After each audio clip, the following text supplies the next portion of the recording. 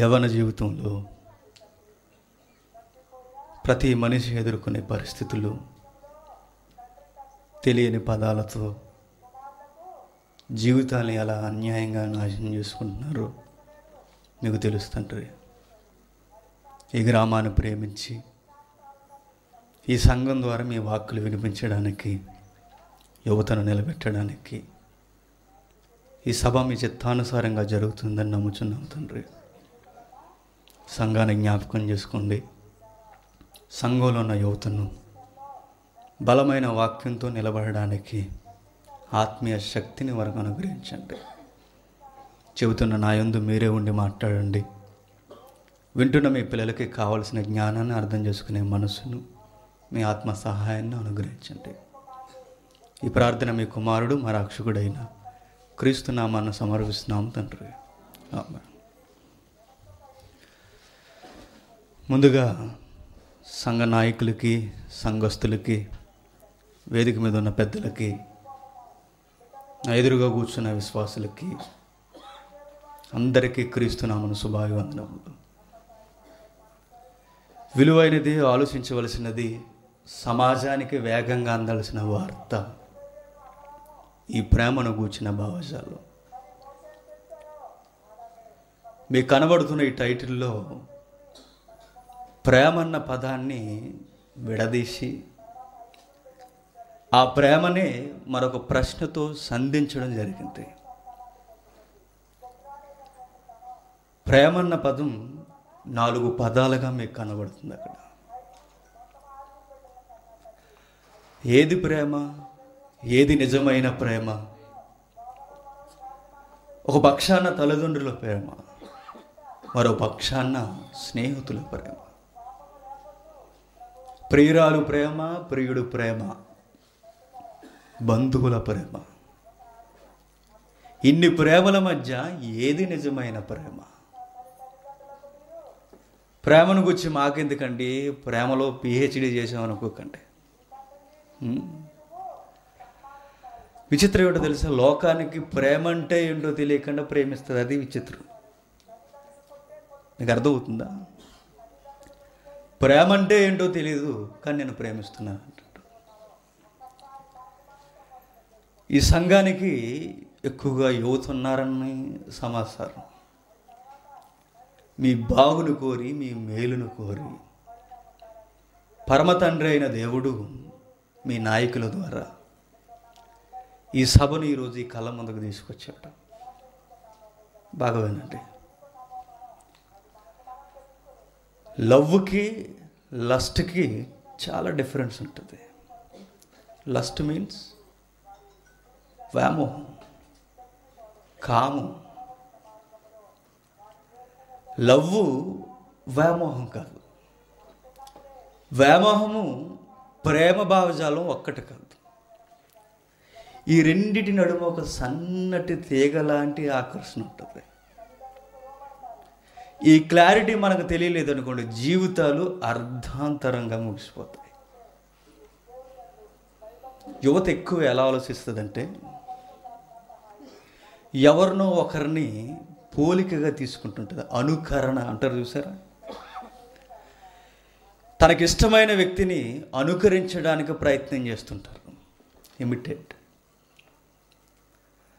ఎప్పుడైతే అనుకరిస్తున్నారో తనలో లేనివి ఎదుటివారిలో కనబడుతున్నప్పుడు తననే రోల్ మోడల్గా పెట్టుకుంటారు. అలా రోల్ మోడల్గా పెట్టుకున్నప్పుడు తను ఎలా అయితే ఉన్నాడో నేను కూడా అలానే ఉండాలనుకుంటారు. దానికి బెస్ట్ ఎగ్జాంపుల్ ఏంటో చెప్పిన, యువకులందరినీ పిలిచి కూర్చోబెట్టి ఒక తెల్ల పేపర్ ఇచ్చి, నీకు ఇష్టమైన వ్యక్తి ఎవరయ్యా అని అడిగితే సచిన్ టెండూల్కర్ అని చెప్తాడు. వెరీ గుడ్, ఒకసారి ఆయన కూర్చి రాయి అని చెప్తే ఆయన బాల్య దశ నుండి ఆయన కెరీర్లో ఎన్ని రికార్డ్స్ ఉన్నాయో అన్ని గడగడగడ రాసి పడేస్తాడు. ఒకడికి క్రికెటర్ అంటే ఇష్టం, మరొకడికి సినిమా నటుడు అంటే ఇష్టం. నీకు ఇష్టమైన నటుని గురించి చెప్పబోయి అంటే వాడి జీవితంలో ఎన్ని సినిమాలు ఓడిపోయి, ఎన్ని సినిమాలు గెలిచాయి, కలెక్షన్ కింగ్ ఎవరు, ఆయన వెనక బ్యాక్గ్రౌండ్ ఏంటి, మొత్తం పేపర్లో స్టావులు ఇంత దస్తా మన చేతికి ఇస్తారు. కానీ విచిత్రం ఏంటో తెలుసా? టెల్ మీ యువర్ సెల్ఫ్ అని అడగండి. నీ కూర్చి నువ్వు చెప్పుకో. ఇంటర్వ్యూలు ఇది అడుగుతాడు. ఉద్యోగ మేళకు బయలుదేరినప్పుడు ఏదన్నా గడగడగడగడ మాట్లాడతారు. నీ గురించి చెప్పుకో అంటే గజగజ వణికేస్తారు. నువ్వు ఫెయిల్యూర్ అయ్యావయ్యా, బయటకు పో, నువ్వు ఉద్యోగానికి అర్హత లేదని చెప్తారు. ఇక్కడ ఆలోచించవలసిన సూక్ష్మమైన విషయం ఏంటో తెలుసా? పక్కోడు కూర్చి అడిగితే గడగడగడ మాట్లాడవు. నీకు నచ్చిన తార కూర్చి అడిగితే విరామం లేకుండా మాట్లాడవు. నీ కూర్చి అడిగితే వణికిపోతున్నావు, నోటంట మాటలు రావడం లేదు పైకి. ఎందుకో తెలుసా? నీ గూర్చి నీకు సరిగ్గా తెలియదు కనుక. నువ్వంటే ఏంటో నీకు అర్థమైతే ఎదుటివాడిని అభిమానించాల్సినంత అవసరం లేదు. నువ్వన్నది యునిక్. నీలాంటి వాడు ప్రపంచంలో ఇంకొకడు ఉండడు. నువ్వన్నది నీకేంటో అర్థం అవ్వాలంటే దేవుడు అర్థం అవ్వడం ప్రారంభం అవ్వాలి. అర్థమవుతున్నాయి నా మాటలు? దేవుడంటే నీకేంటో అర్థం అవ్వడం, దేవుడు దగ్గరికి జరగడం ప్రారంభం అయితే నువ్వంటే ఏంటో నీకు అర్థమవుతుంది. కానీ విచిత్రం ఏంటో తెలుసా? ఫేస్బుక్ మాయాజాలం వచ్చిన తర్వాత, సోషల్ మీడియా వచ్చిన తర్వాత, ఫేస్బుక్లో కూడా వాడి పేసి పెట్టుకోడండి. ఎవరు పేసి పెట్టుకుంటాడు చెప్పండి? వీడి ముఖం ఉండదు. వాడికి ఇష్టమైన రాజకీయ నాయకుడి ముఖం ఉంటుంది, లేదా వాడికి ఇష్టమైన స్టార్ ఇమేజ్ ఉంటుంది. మరి నువ్వేమయ్యావు? ముసుగులో దాక్కున్నావు అన్నమాట. చాలామంది యువత ఈ మధ్యకాలంలో విచిత్రమైన కేసులు వస్తుంటాయి. ఎలా లవ్ చేసావమ్మా? ఈయన్ని ఏముందని చూసి లవ్ చేసావు అంటే, నా ఆయన గురించి నాకు మొత్తం తెలుసు అండి. ఏం తెలుసు? ఏం తెలుసు అని అడుగుతున్నా. ఫేస్బుక్లో చాలా డీప్గా చాటింగ్ చేసుకున్నామండి, మొత్తం తెలుసండి ఆయన గురించి అంట. ఫేస్బుక్లో తెలుసా? ఫేస్బుక్ అనేది ఒక ముసుగు లాంటిది. ఎలాగో చెప్పనా? ఒక వ్యక్తి ఎదురుగా వచ్చి మన కళ్ళ ముందు తిరిగి వెళ్ళిపోతున్నప్పుడే వీళ్ళు ఎలాంటోడు అంచనా వేయడం చాలా కష్టం మనిషిని. ఒక పిల్లి వచ్చి వెళ్ళిపోయిందంటే దానికి అవకాశం ఉందంటే ఇంట్లో ఉన్న ఎత్తుకెళ్ళిపోతే దాని స్వభావం మనకు తెలుసు. ఒక పులి వచ్చిందంటే దీన్ని దాడి చేసే స్వభావం అని మనకు తెలుసు. ఒక నక్కను చూస్తే ఇది జిత్తుల మారిదని మనకు తెలుసు. ఒక మనిషిని చూడు, ఇది మంచోడా చెడ్డోడా? కష్టం చెప్పడం. ఒక మనిషిని చూసిన వెంటనే, ఒక మనిషిని మనం అబ్జర్వేషన్ చేస్తున్నప్పుడు వాడు ఊరకే తెలియడు, త్వరగా అర్థం కాడు. ఎదురుగా ఉన్నవాడే అర్థం కాలేనప్పుడు ఫేస్బుక్లో ఏం అర్థమయ్యాడు? ఎదురుగా ఉన్నవాడే మనం అంచనా వేయలేనప్పుడు, ఎదుటిన్నవాడు హృదయమే మనకు తెలియలేనప్పుడు సోషల్ మీడియాలో వ్యక్తిని ఎలా అర్థం చేసుకోగలంటే? అందుకే యువతకి ప్రేమ అంటే ఏంటో తెలియదు. అది ప్రేమ అని పేరు పెట్టుకొని ప్రేమించడం నేర్చుకుంటుంది. ఏది ప్రేమ అని తెలిసేంత లోపే పెళ్లి జరిగిపోతుంది. జీవితం అర్థమయ్యేసరికి విడాకులతో విడిపోతారు. ఇన్ని కేసులు చూశాను నేను అలాంటివి. ఇన్ని. తల్లిజాటును పెరుగుతూ తన మొదటిసారి హాఫ్ శారీ కట్టుకున్నప్పుడు తన పడుతున్న సిగ్గును చూసి తల్లి ఎంత మురిసిపోతుందో తెలుసా? ఆ ప్రేమ గుర్తురాలేదా కూతురికి? బుడిబుడి నడకలు నడుస్తూ పట్టీలు పెట్టుకుని కళ్ళ ముందు తిరుగుతున్నప్పుడు, కూతురు దినదినం ఎదుగుతున్నప్పుడు తండ్రి పొంగిపోతాడండి కూతురుని చూసి. నా బిడ్డ అని చెప్పుకుంటాడు సమాజంలో. నా కూతురు అని ఘనంగా చెప్పుకున్నప్పుడు ఎదుగొచ్చేసరికి మా నాన్నే నాకు అడ్డని గుండెల మీద తన్ని వెళ్ళిపోతున్నప్పుడు ఆ నాన్నకి ఎలా ఉంటుంది చెప్పండి? అక్కడ కనబడలేదా ప్రేమ? పసితనం నుండి గుండెల మీద పెట్టుకు పెంచాడు. వయసు వచ్చేసరికి నీకు దగ్గరగా కూర్చోవాలంటేనే 70 సార్లు ఆలోచిస్తాడు మీ నాన్న.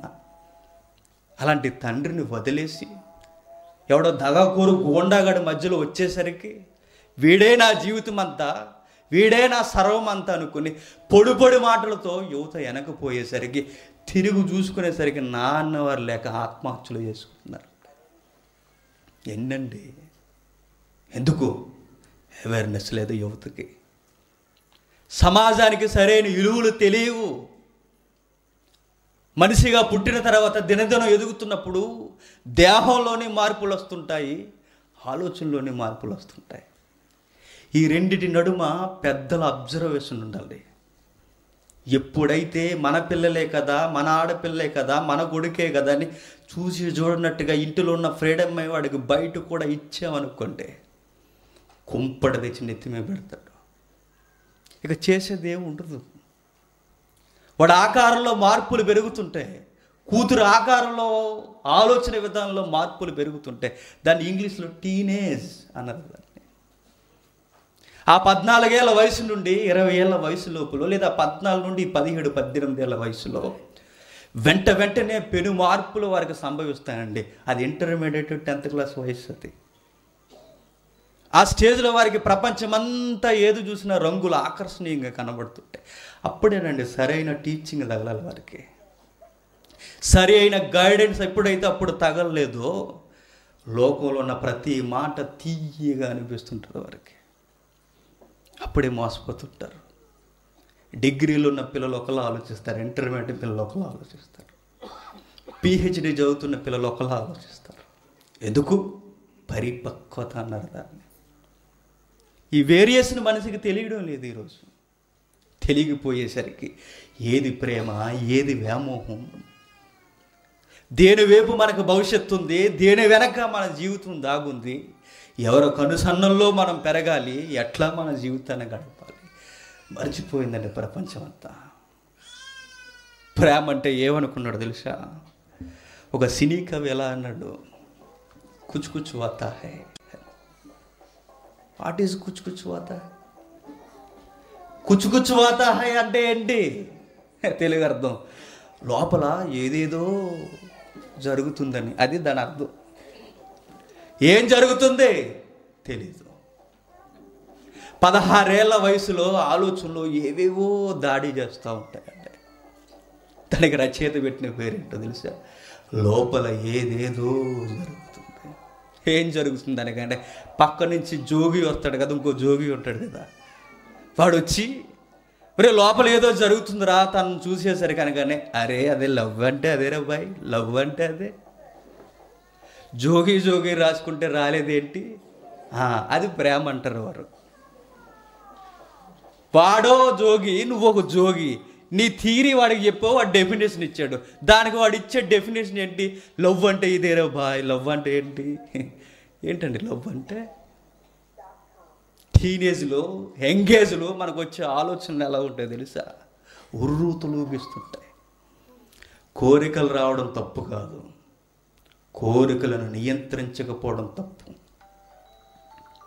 కోరికలు రావడం తప్పు కాదు, దానికి కళ్ళెం వేయకపోవడం తప్పు. మీరు ఆ పదాన్ని అపార్థం చేసుకోరంటే ఒక మాట చెప్తాను మీకు. శృంగారం అనేది దేవుడే ఇచ్చాడు. చెబుతున్నారు కనుక బాగా చెబుతున్నా.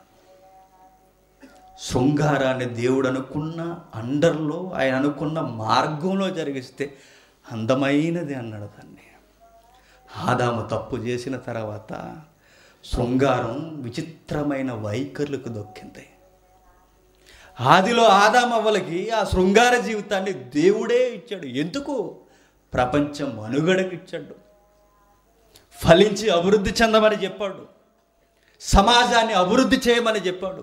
అది మంచి ఉద్దేశంతో ఇచ్చాడు. ఎప్పుడైతే ఆది దంపతులు తప్పటడుగులు వేశారో కామం అనేది వికారమైన రూపాన్ని సంతరించుకుంది. అక్కడే పుట్టుకొచ్చేయండి ఈ సెక్షువల్ లైఫ్లో. పురుషులతో పురుషులు పోవడం, స్త్రీలతో స్త్రీలు అవాచ్యమైనవి చేయడం, పురుషులే స్త్రీలుగా దేహాన్ని ధరించుకోవడం. ఇక కామం భయంకరమైన వివిధ రూపాలని సంతరించేసుకుంది. వివరించి మాట్లాడుకుంటే వినగలే చెవులు మనకుంటే సమాజం ఈ కొలమాన మీద ఎప్పుడూ దిగజారిపోయిందంటే. దేవుడిచ్చిన ఉద్దేశం ఒకటి, సమాజం చేస్తున్న ఒకటి.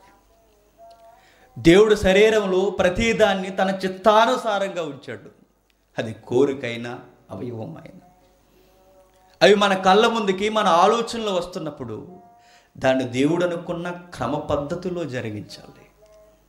అది దేవుని ఎదుట రమ్యమైనదిగా ఉంటుంది. కానీ యువత ఎక్కడండి?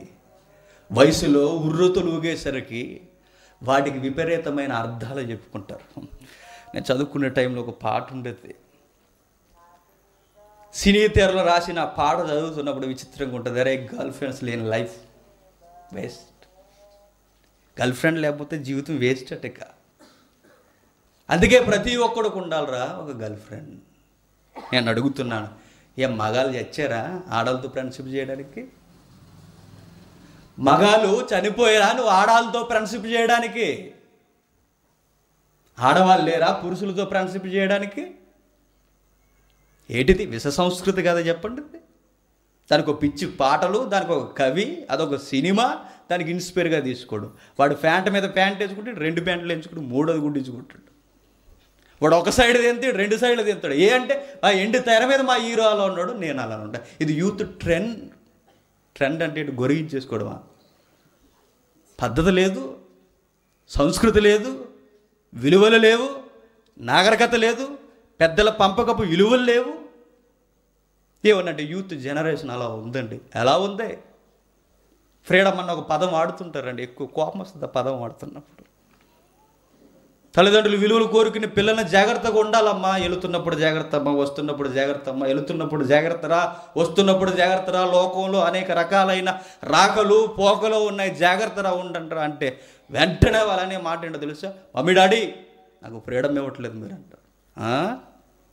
ఏంటి ఫ్రీడమ్ అంటే? ఫ్రీడమ్ అంటే ఏంటి? లోక సంబంధమైన ఆలోచనకు వదిలేయడమా? ఫ్రీడమ్ అన్న దాన్ని ఎక్కడో తగిలిస్తుంటారండి. ఫ్రీడమ్ అన్న పదం. స్వతంత్రం అంటే ఏంటయ్యా? స్వతంత్రం అంటే నువ్వు సిగరెట్ గాలుస్తున్న ఏమి అనకపోవడం ఆ ఫ్రీడమ్ అంటే. నువ్వు కామక వికారమైన స్నేహితులతో ఇలాంటి భంగిమలు జరిగిస్తున్నప్పుడు ఏమి అనకపోవడం ఫ్రీడమ్ అంటే. దాన్ని ఫ్రీడమ్ అనరు, బానిసత్వం అంటారు. ఫ్రీడమ్కి బానిసత్వానికి తేడా తెలియని పదజాలం ఈరోజు యూత్ వాడుతుందంటే. ఏది ఫ్రీడమ్? నువ్వు సిగరెట్ కాలుస్తున్నప్పుడు దాన్ని ఫ్రీడమ్ అనరు, నువ్వు స్మోకింగ్కి బానిస అయ్యేవంటారు. నువ్వు మందు తాగుతున్నప్పుడు దాన్ని ఫ్రీడమ్ అనరు, నువ్వు మద్య బానిస అంటారు. ఒక అమ్మాయి వెనక తిరగడానికి కుక్కలా తిరుగుతున్నావంటే దాన్ని ఫ్రీడమ్ అనరు, బానిసత్వం అంటారు. ఫ్రీడమ్ అన్న పదానికి అర్థం తెలుసా? విలువలకు కట్టుబడి స్వేచ్ఛా జీవితంలో మంచి విలువల కొరకు బ్రతకడం ఫ్రీడమ్ అంటే. బైబిల్లో ఉన్నారు అలాంటి భక్తులు. వారి జీవితాలు చదువుతుంటేనే మన జీవితాలు ఎక్కిరించేలా ఉంటాయంటే. వారి జీవితాలు చూస్తున్నప్పుడే మన జీవితాలు నివ్వెరపోయేలా ఉంటాయి. వారి జీవితాలు ఏంటి, నా జీవితాలు ఏంటని ఒక విషయం గుర్తుపెట్టుకోండి. ఈ ప్రేమ అన్న పదంలో ముసుగులో ఈరోజు ఎలా తయారైపోయారు తెలుసా? ఎవరించి మాట్లాడుకుంటే లోకంలో ఉన్నవాడు ఏదో అన్నాడంటే ఏదో వాడికి వాక్యం తెలియదు అన్నాడు. సంఘంలో ఉన్న యువత కూడా అలానే తయారవుతారంటే. మీ దగ్గర లేకపోతే వందనాలు, మా ఏరియాలో ఉన్నారు. సమాజంలో ఉన్నవాడు ఆ పదాలు వాడాడంటే వాడు విచిత్రమైన వాడని చూడాల్సిన అవసరం లేదు. వాడి దేవుడు వాక్యం వాడికి తెలియదు కనుక. సంఘంలో ఉన్నవారు కూడా ఏంటి ఆ పదాలు ఏం చేస్తుంటారో తెలుసా? ఏం తమ్ముడు ఎక్కువ ఫోన్ మాట్లాడుతున్నావు ఏంది ఈ మధ్య వాక్యం మానేసి అంటే డౌట్స్ చెబుతున్నాను బాయ్. ఎవరికి? నువ్వు పిహెచ్డీ చేసావు మరి ప్రకటన గ్రంథం మీద. డౌట్స్ చెబుతున్నాడట. ముందు డౌట్సే చెబుతావు, ఆ తర్వాత ఏం చెబుతావు అందరికీ తెలుసు. ముందు వాక్యపు ట్రాక మీదే సమాజం వెళుతుంది, ఆ తర్వాత ఏమవుతుందో అందరికీ వెరుక. అందుకే ఈ కామ వికారమైన వ్యామోహానికి ప్రేమన్న పదానికి ఈ వేరియేషన్ మీకు తెలియజేస్తాను, జాగ్రత్తగా వినండి. నిజమైన ప్రేమ అంటే ఏంటో, ఆ ప్రేమలో మనం ఎలా నిలబడాలో మీరు నేర్చుకుంటే సముద్రపు ఒడ్డుకెళ్ళి అరిసేటప్పుడు మనిషి పేరుతో పిలవము. ఎవరు పేరు పిలుస్తావో తెలుసా? I love you Jesus Christ అంటావు. నీకు నిజమైన ప్రేమ అర్థమైతే. నీకు మనిషి వ్యామోహంలో ఉంటే సముద్రపు ఒడ్డును చూస్తున్నప్పుడు నిన్ను మోసపు మాటలతో నడిపిస్తున్న వ్యక్తిని జ్ఞాపకం చేసుకుంటావు. నిజమైన ప్రేమ నీకు అర్థమైతే ఎటు చూసినా ఆ దివ్య స్వరూపం ఈ ప్రపంచంలో నీకు కనబడుతూనే ఉంటుంది. ప్రేమ అంటే ఏదో తెలియక ఒక పెద్ద ఆయన ప్రేమించాడు. ఎన్ని సంవత్సరాలు తెలుసు? 14 సంవత్సరాలు. 14 సంవత్సరాలు ప్రేమించి పెళ్లి చేసుకుంటు. 14 సంవత్సరాలు అంటే ఏడో తెలుసా?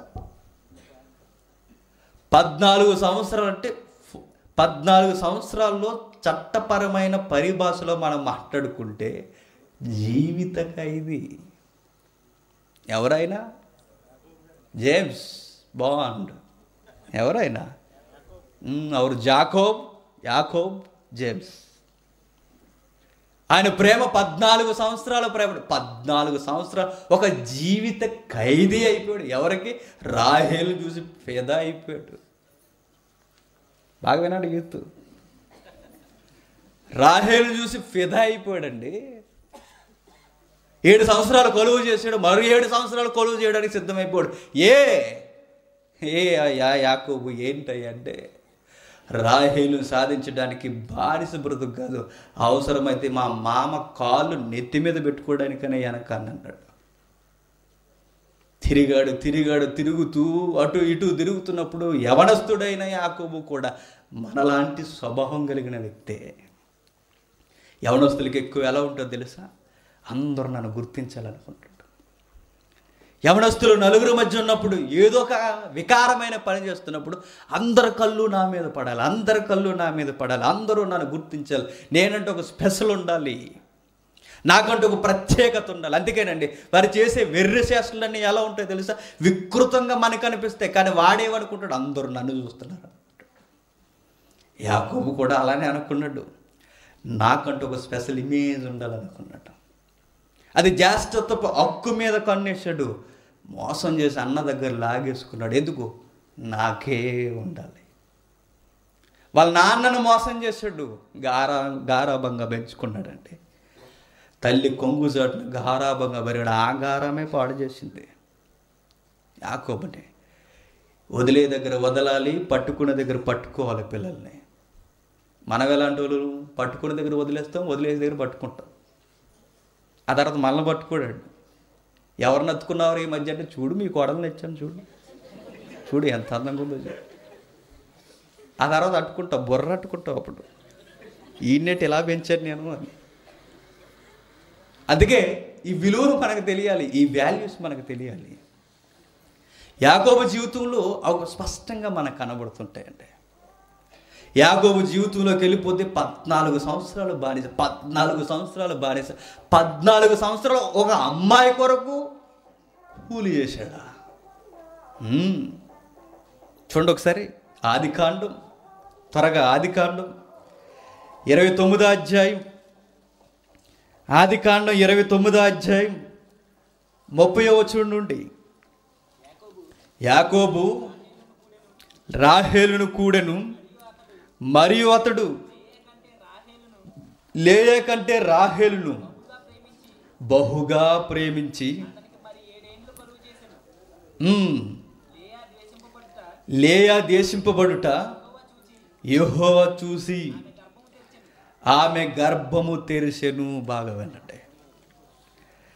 యాకోబు రాహేలును కూడెను, మరియు అతడు లేయా కంటే రాహేలును బహుగా ప్రేమించను. ఇప్పుడు యాకోబు గారిని ముందుకు పిలుస్తాం. యాకోబు గారు, జేమ్స్ గారు, మీరు లేయాని ఎందుకు తక్కువ ప్రేమిస్తున్నారు, రాహేల్ని ఎందుకు ఎక్కువ ప్రేమిస్తున్నారంటే టకాలం అని చెప్పే సమాధానం ఏంటో తెలుసా? లేయా కన్నా రాహేల్ అందంగా ఉంటుందని చెప్తాడు. మనం కూడా ప్రేమ అనగానే దేనికి మార్కులు వేస్తాం చెప్పండి? ఆకారం. వాడు చూస్తున్నప్పుడు ఒరే ఏమి నచ్చిందిరా అమ్మాయి నీకంటే, నా కళ్ళుతో చూడుబయ్యా అంట. మరి మన కళ్ళు కాదు, మరి మనకేంటి రాళ్ళు అయ్యి, నా కళ్ళుతో చూడు. అవి చూస్తున్నప్పుడు వాడు మాట్లాడే మాటలు ఎలా ఉంటాయి చూడండి. అంటే లవ్వు అనేది యువతకి ఎక్కడ పుడుతుందో తెలుసా? యాకోబుకు కూడా ఆకారాన్ని చూసి పెట్టుకునే పేరేంటి? లవ్వు. లేయాని ఎందుకు నువ్వు తక్కువ ప్రేమిస్తున్నావు, రాహేల్ని ఎందుకు ఎక్కువ ప్రేమిస్తున్నావు అంటే టకాలం అని చెప్తాడు. రాహేల్ అందంగా ఉంటుంది, లేయా కళ్ళు కొంచెం చిన్నగా ఉంటాయి. రాహేల్కి లేయకుండా తేడా ఏంటో తెలుసా? కళ్ళే. అంటే మనోడు కళ్ళు చూసి పడిపోయాడు అన్నమాట. పాట కూడా ఉంది కదా, కళ్ళు చూసి పడిపోయాడు. అంటే కళ్ళు చూసి. లేయాని ఎందుకయ్యా తక్కువ చేస్తుంటే, లేయా కళ్ళు చిన్నగా ఉంటాయి, నాకు అందుకే నచ్చలేదు అంటాడు. దేవుడు కూడా తెలుసు సొరకలు ఎక్కడయ్యాలో. రాహేల్ని ప్రేమిస్తున్నాడు, లేయాని ద్వేషిస్తున్నాడు. విచిత్రం ఏంటో తెలుసా? లేయాని దేవుడు ప్రేమిస్తున్నాడు. Be careful.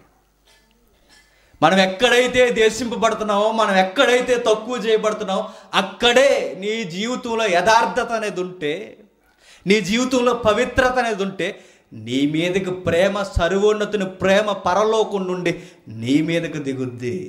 ఏ లవ్వు కావాలి నీకు? ఏ ప్రేమ కావాలి నీకు? యాకోబు రాహేల్ని ప్రేమిస్తున్నాడు, లేయాని దేవుడు ప్రేమిస్తున్నాడు. ప్రేమిస్తే ఏమైంది? కిందికి ఏం జరుగుతుందో చూడండి. 31. లేయా ద్వేషింపబడుట యెహోవా చూసి ఆమె గర్భము తెరిసెను. రాహేలు గొడ్రాలేయుండెను. తెలియదు ఆయనకి తెలుసు. లేయా గర్భవతి అయింది, రాహేలు గొడ్రాలైంది. ఇప్పుడు ఈయన యొక్క ఆలోచన ద్వారా భవిష్యత్తు ఎలా కలలుగానే ఉండాలి చెప్పండి. యాకోబు సీన్లోకి వెళ్దాం ఒకసారి. సీనే పప్పేసి తెలిస్తే బాగా అర్థమవుతుంది. ఆయన ఎలా ఊహించుకుని ఉంటాడో తెలుసా?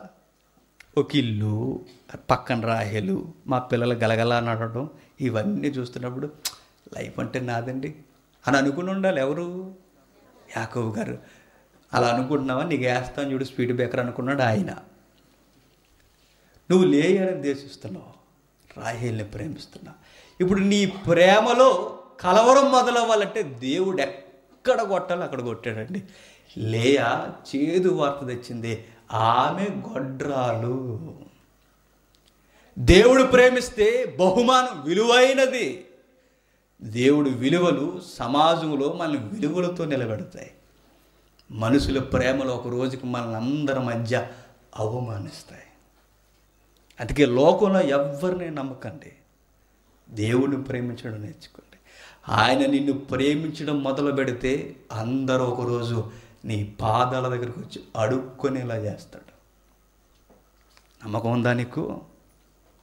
నిన్ను ఆయన ప్రేమించడం నీకు తెలిస్తే, నువ్వు ఆయన ప్రేమించడం నేర్చుకుంటే, నువ్వెక్కడైతే తక్కువ చేయబడుతున్నావు, నువ్వెక్కడైతే గెంటి వేయబడుతున్నావు, నువ్వెక్కడైతే ద్వేషింపబడుతున్నావు, వాడే ఒకరోజు నీ దగ్గరికి వచ్చి నీ కాళ్ళు పట్టుకొని ఇలా చేస్తాడు దేవుడు. అది రాహేలు జీవితంలో కనబడకపోయినా లేయా జీవితంలో అదృశ్య దేవుని హస్తం బాహటంగా మనకు కనబడుతుంటుంది. ఒకరోజు యాకోబు సంస్కృతి మాట్లాడుకుంటున్నాం మనం. ఒకరోజు అక్కినేని నాగేశ్వరరావుని ఇంటర్వ్యూ చేశారు. దాదాసాహెబ్ ఫాల్కే అవార్డు వచ్చినప్పుడు ఆ టీవీ యాంకరు తను ఇంటర్వ్యూ చేస్తున్నప్పుడు అతను అడుగుతుంది, మీరెంత ఘనతకు సంబంధించిన అవార్డు మీరు తీసుకున్నారు కదా, మీరు మరలా ప్రేమ సంబంధమైన కావ్యాలకు సంబంధించిన ఆ సినిమాలు మీరు ఎందుకు చేయట్లేదండి అని అడిగినప్పుడు నవ్వాడండి అక్కినేని నాగేశ్వరరావు. ఏం సార్ నవ్వుతున్నారు ఏంటండి, ఏంటి దాని నవ్వుకు అర్థం ఏంటని అడిగితే చెప్పాడు. ఏమన్నా తెలిస్తే మంచి అబ్జర్వేషన్ చేశాడు. యువత, సమాజం మేము చూపిస్తున్న మంచి కన్నా చెడునే ఎక్కువ తీసుకుంటారు, అందుకని నేను ఆ కథలకు ఇష్టపడడం లేదన్నాడు. నిజమే కదండి. సినిమాలు ఎలా తయారయ్యో తెలుసా? 10% మంచిని జీవిస్తాయి, 90% చెడుని జీవిస్తాయి. ప్రేమన్న పదం చిన్న పదాన్ని తగిలిస్తాడు, వాడు 90% మనకు జీవించేది అంత కామ వికారమైన చర్యలన్నీ అది ప్రేమ అని జీవిస్తారు. ప్రేమన్న దానిలో పవిత్రత ఉండాలి. ఆ పదమే కరువు అయిపోయిందండి సమాజంలో. ఈరోజు చూడండి, ఆ కావ్య భావాన్ని చూడండి, ఆ కవి యొక్క శైలిని చూడండి, ఆ రచనలు చూడండి. సిగ్గు లోకంలో ఉన్నవన్నీ కథలు మనిషిని పాడు చేస్తేనే. ఈ బైబిల్ ఉన్న ఈ లవ్ స్టోరీ చూడు, నీకు లవ్ అంటే ఏంటో అర్థం అవుతుంది. ఆ లవ్ స్టోరీ చూస్తే ఏమర్థం అవుద్ది? ఎక్కువ మంది యువత ఎలా దెబ్బతింటారో తెలుసా? సినిమా చూస్తారు, సీరియల్ చూస్తారు, కథను ఊహించుకుంటారు. కథలో కథానాయకుడు ఎలా ఉంటే నేను అలానే ఉండాలనుకుంటారు.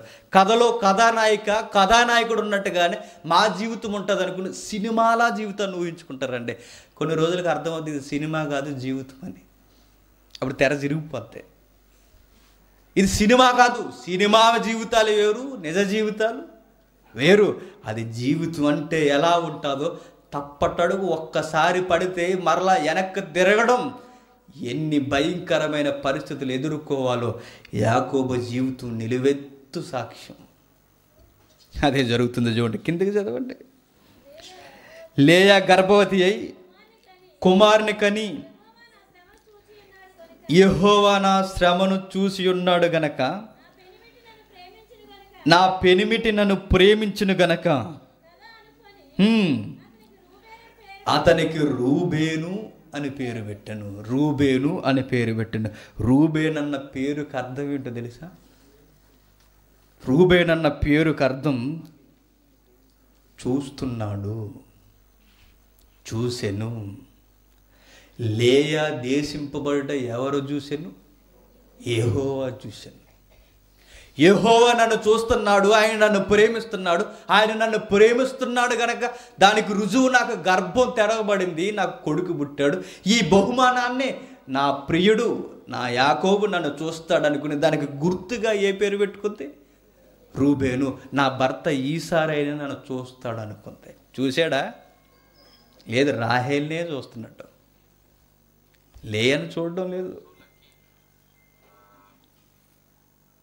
రాహేల్నే చూస్తున్నాడు. రాహేల్నే చూస్తున్నాడు, లేయాని చూడడం లేదండి.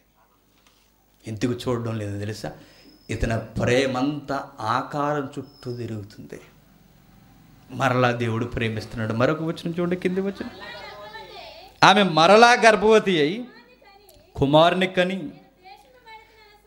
నేను దేశింపబడుతున్న సంగతి యెహోవా విన్నాడు గనక ఇతను కూడా దయచేసి అనుకొని అతనికి సిమియోనను పేరు పెట్టెను. సిమియోనను పేరు పెట్టెను. యెహోవా విన్నాడు గనక, విన్నాడన్న దానికి గుర్తేం పేరెట్టుకుంది? సిమియోన్. సిమియోన్ అన్న పేరుకి అర్థం ఏంటో తెలుసా? వింటున్నాడు. ఎవరు వింటున్నారు? యాకోబు వినడం లేదు, దేవుడు వింటున్నాడు. యాకోబు వినడం మానేశాడు, లేయా గొంతుని దేవుడు వింటున్నాడంటే. లేయాని ఎందుకు ప్రేమించట్లేదు యాకోబు అంటే పదే పదే చెబుతాడు, లేయా కన్నా రాహేల్ అందంగా ఉంటుందని, లేయాలో లోపం ఉందని చెప్తాడు.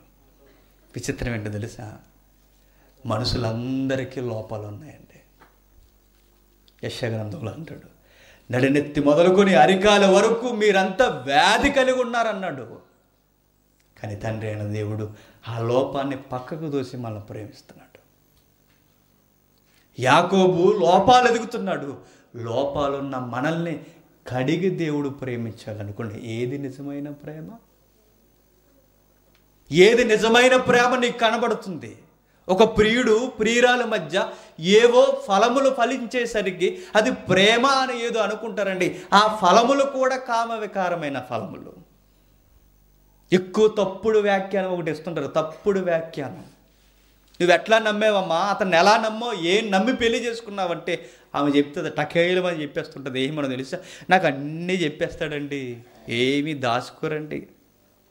అరే మీ ఆవిడ మీద ఎంత నమ్మకం ఉంది, ఏందిరా నీకు నమ్మకం అని అడిగితే వాడు చెప్తాడు, మా ఆవిడ ఏం దాచుకోదు బ్రదర్, అన్నీ చెప్పేస్తుంది, అన్నీ చెప్పేస్తుంది. నమ్మకం అంటే ఏంటంటే అన్నీ చెప్పేసుకోవడం. వాడ ఏంటి అన్నీ చెప్పేసుకోవడం? పప్పులో 20 రూపాయలు దాచాం, ఉప్పులో 10 రూపాయలు దాచాం, అదా అన్నీ చెప్పేసుకోవడం అంటే? అన్నీ చెప్పేసుకోవడం నమ్మకం కాదు. నమ్మకం అంటే ఏంటో తెలుసా? నిన్ను ప్రేమించిన వాడు ఎదురున్నప్పుడు ఎంత జాగ్రత్త కలిగొట్టిన వాడు లేనప్పుడు కూడా నీ క్యారెక్టర్లో మార్పు రాకూడదు. అది నమ్మకం అంటే. వాడు ఎదురున్నప్పుడు ఎలా ఉంటున్నావో వాడు లేనప్పుడు కూడా అలానే ఉండాలి. నీ భార్య ఎదుట నువ్వు ఉన్నప్పుడు ఎలా ఉంటున్నావో ఆమె లేనప్పుడు కూడా నీ జీవితం అలానే ఉండాలి. అది నమ్మకం అంటే. కానీ యాకోబును చూడండి, రాహేలు ఎదుటున్నప్పుడు రాహేలును ప్రేమిస్తున్నాడు, లేయ ఎదుటుంటే ముఖం చిన్నబుచ్చుకుని వెళ్ళిపోతున్నాడు. చాలా అవమానించారండి లేయని, చాలా. ఎన్ని విధాలుగా అవమానించాలో అన్ని విధాలుగా అవమానించారు. ఓ పక్క భర్త ప్రేమ నోచుకోలేకపోతుంది, ఓ పక్క సోదరి ప్రేమ నోచుకోలేకపోతుంది. సొంత చెల్లో అక్కో చెల్లి, సొంత చెల్లేరండి, కనీసం అక్కన్న గౌరవం లేదు. ఒక పక్క అక్క ప్రేమ లేదు, మరో పక్క తండ్రికి దూరం అయిపోయింది, మరో పక్క భర్త ప్రేమ లేదు. ఎటుతో అయిన పరిస్థితుల్లో తన యథార్థత మాత్రం నిలబెట్టుకుంది. అదే దేవునికి తనకి వారదయ్యింది. లేయని యాకోబు చూడడం లేదు, కానీ లేయని దేవుడు చూస్తున్నాడు. రాహేలుని యాకోబు చూస్తున్నాడు, లేయని దేవుడు చూస్తున్నాడు. ప్రేమ అంటే ఏంటో నీకు తెలియాలంటే ప్రేమకు అర్థమైన దేవుడు చూడు. ప్రేమకు అర్థం తెలుస్తుంది. ఆకారం చూస్తే ఏం తెలుస్తుంది? కిందికి చూడండి ఇంకేం జరుగుతుందో. ఆమె మరలా గర్భవతి అయి కుమారుని కని తొదగి ఈసారి నా పెనిమిటి నన్ను హత్తుకొని ఉండును. అతనికి 3 కుమారుల్ని కంటిననుకొని అందుచేత అతనికి లేవి అని పేరు పెట్టిన. లేవి అన్న పేరుకి అర్థం ఏంటో తెలుసా? అత్తుకొని ఉండుట. ఈసారైనా భర్త నన్ను అత్తుకుంటాడు అంటే యాకోబుకి అర్థం అవ్వలేదా? ఈ పెద్దానికి తెలుసు ఒక విషయం ఏంటో తెలుసా? పిల్లలు పుడుతున్నారంటే యెహోవా సెలవులేందే పుట్టారు అని. యెహోవా యొక్క ఆజ్ఞ లేనిదే పిల్లలు పుట్టారన్న సంగతి తెలుసు. ఒకరెనకాల ఒకరిని కంటూ ఉంటున్నా ఇతనికి అర్థం అవ్వలేదండి. ఎందుకో తెలుసా? ఆ ముసుగులో ఉన్నవాడికి ఏమీ అర్థం అవ్వదు. ఒక సాంగ్ ఉంటుందండి, స్పూన్ అంట టన్ను బరువు అయిపోయిందంట. విన్నారా మీరు? నేను మారినప్పుడు వినేవాడిని ఇవన్నీ. స్పూన్ టన్ను బరువు అయిపోతుంది, మీదెత్తి కొట్టుకో ఏమవుద్ది? టన్ను బరువు. అంటే పచ్చకామర్లు వచ్చినవాడికి అక్కడికి ఎలా ఉంటుందో తెలుసా? అంత అలానే కనబడుతుంటుంది. ఎండాకాలంలో కూడా చలి వేసేస్తుంటుందంట వాళ్ళకి. చలికాలంలో కూడా ఏమవుద్ది? ఒక్కగా ఉంటుందట, నిప్పుల్లోకి దూకే ఏసీలో ఉన్నట్టుంటుంది. ఈ వ్యాఖ్యానం కానీ ఈ రచనలు చూస్తున్నప్పుడు ఈ తిక్కరే కింద వీళ్ళందరికీ అనిపిస్తుంటుందండి. ఏమీ అర్థం అవ్వదు. తండ్రిని మర్చిపోతారు, తల్లిని మర్చిపోతారు, అన్నని మర్చిపోతారు, చెల్లిని మర్చిపోతారు, కుటుంబాన్ని మర్చిపోతారు. వాళ్ళే గుర్తుంటారండి. ఒకరోజుకి అర్థమవుద్ది ఇదంతా మోసం అని. వెనక్కి తిరిగి వచ్చేసరికి అడ్రస్ దొరక్కపోయేసరికి అప్పుడు జీవితం అర్థమవుద్ది. బిక్కుమని ఒంటరి జీవితంతో పిల్లల్ని సాకలేక చివరికి సావే శరణ్యం అనుకుని పిల్లలతో సహా చచ్చిపోతుంటారు. 3 టౌన్లో కేసు నమోదైంది. కూతురు నల్లారు ముద్దుగా పెంచుకున్నారండి. చిన్న ఫ్యామిలీ, మిడిల్ క్లాస్ ఫ్యామిలీ. చక్కగా తను చదవద్దు, నాకు ఇంట్రెస్ట్ లేదు మమ్మీ, నేను స్టడీకి వెళ్ళను, ఏదో ఒక ఉద్యోగం చేస్తానంటే, ఏమమ్మా డిగ్రీ మధ్యలో మానేసి ఏం ఉద్యోగం చేస్తావమ్మా అంటే, లేదు మమ్మీ ఏదోటి చేస్తానని జాయిన్ అయింది షాపింగ్ మాల్లో. పేరు చెప్పడం సంస్కారం కాదు కనుక చెప్పడం లేదు. నేను జాయిన్ అయిన తర్వాత అందులో ఉన్నోడితోనే పరిచయం అయింది. వెళుతుంది కూతురు, వస్తుంది కూతురు, ఏదో కష్టపడుతుంది, 4 రూపాయలు తెస్తుంది అనుకుందండి తల్లి. ఒకరోజు బండి మీద కనబడింది. అమ్మ తప్పమ్మ, అలా మగపిల్లల బండి ఎక్కకూడదని.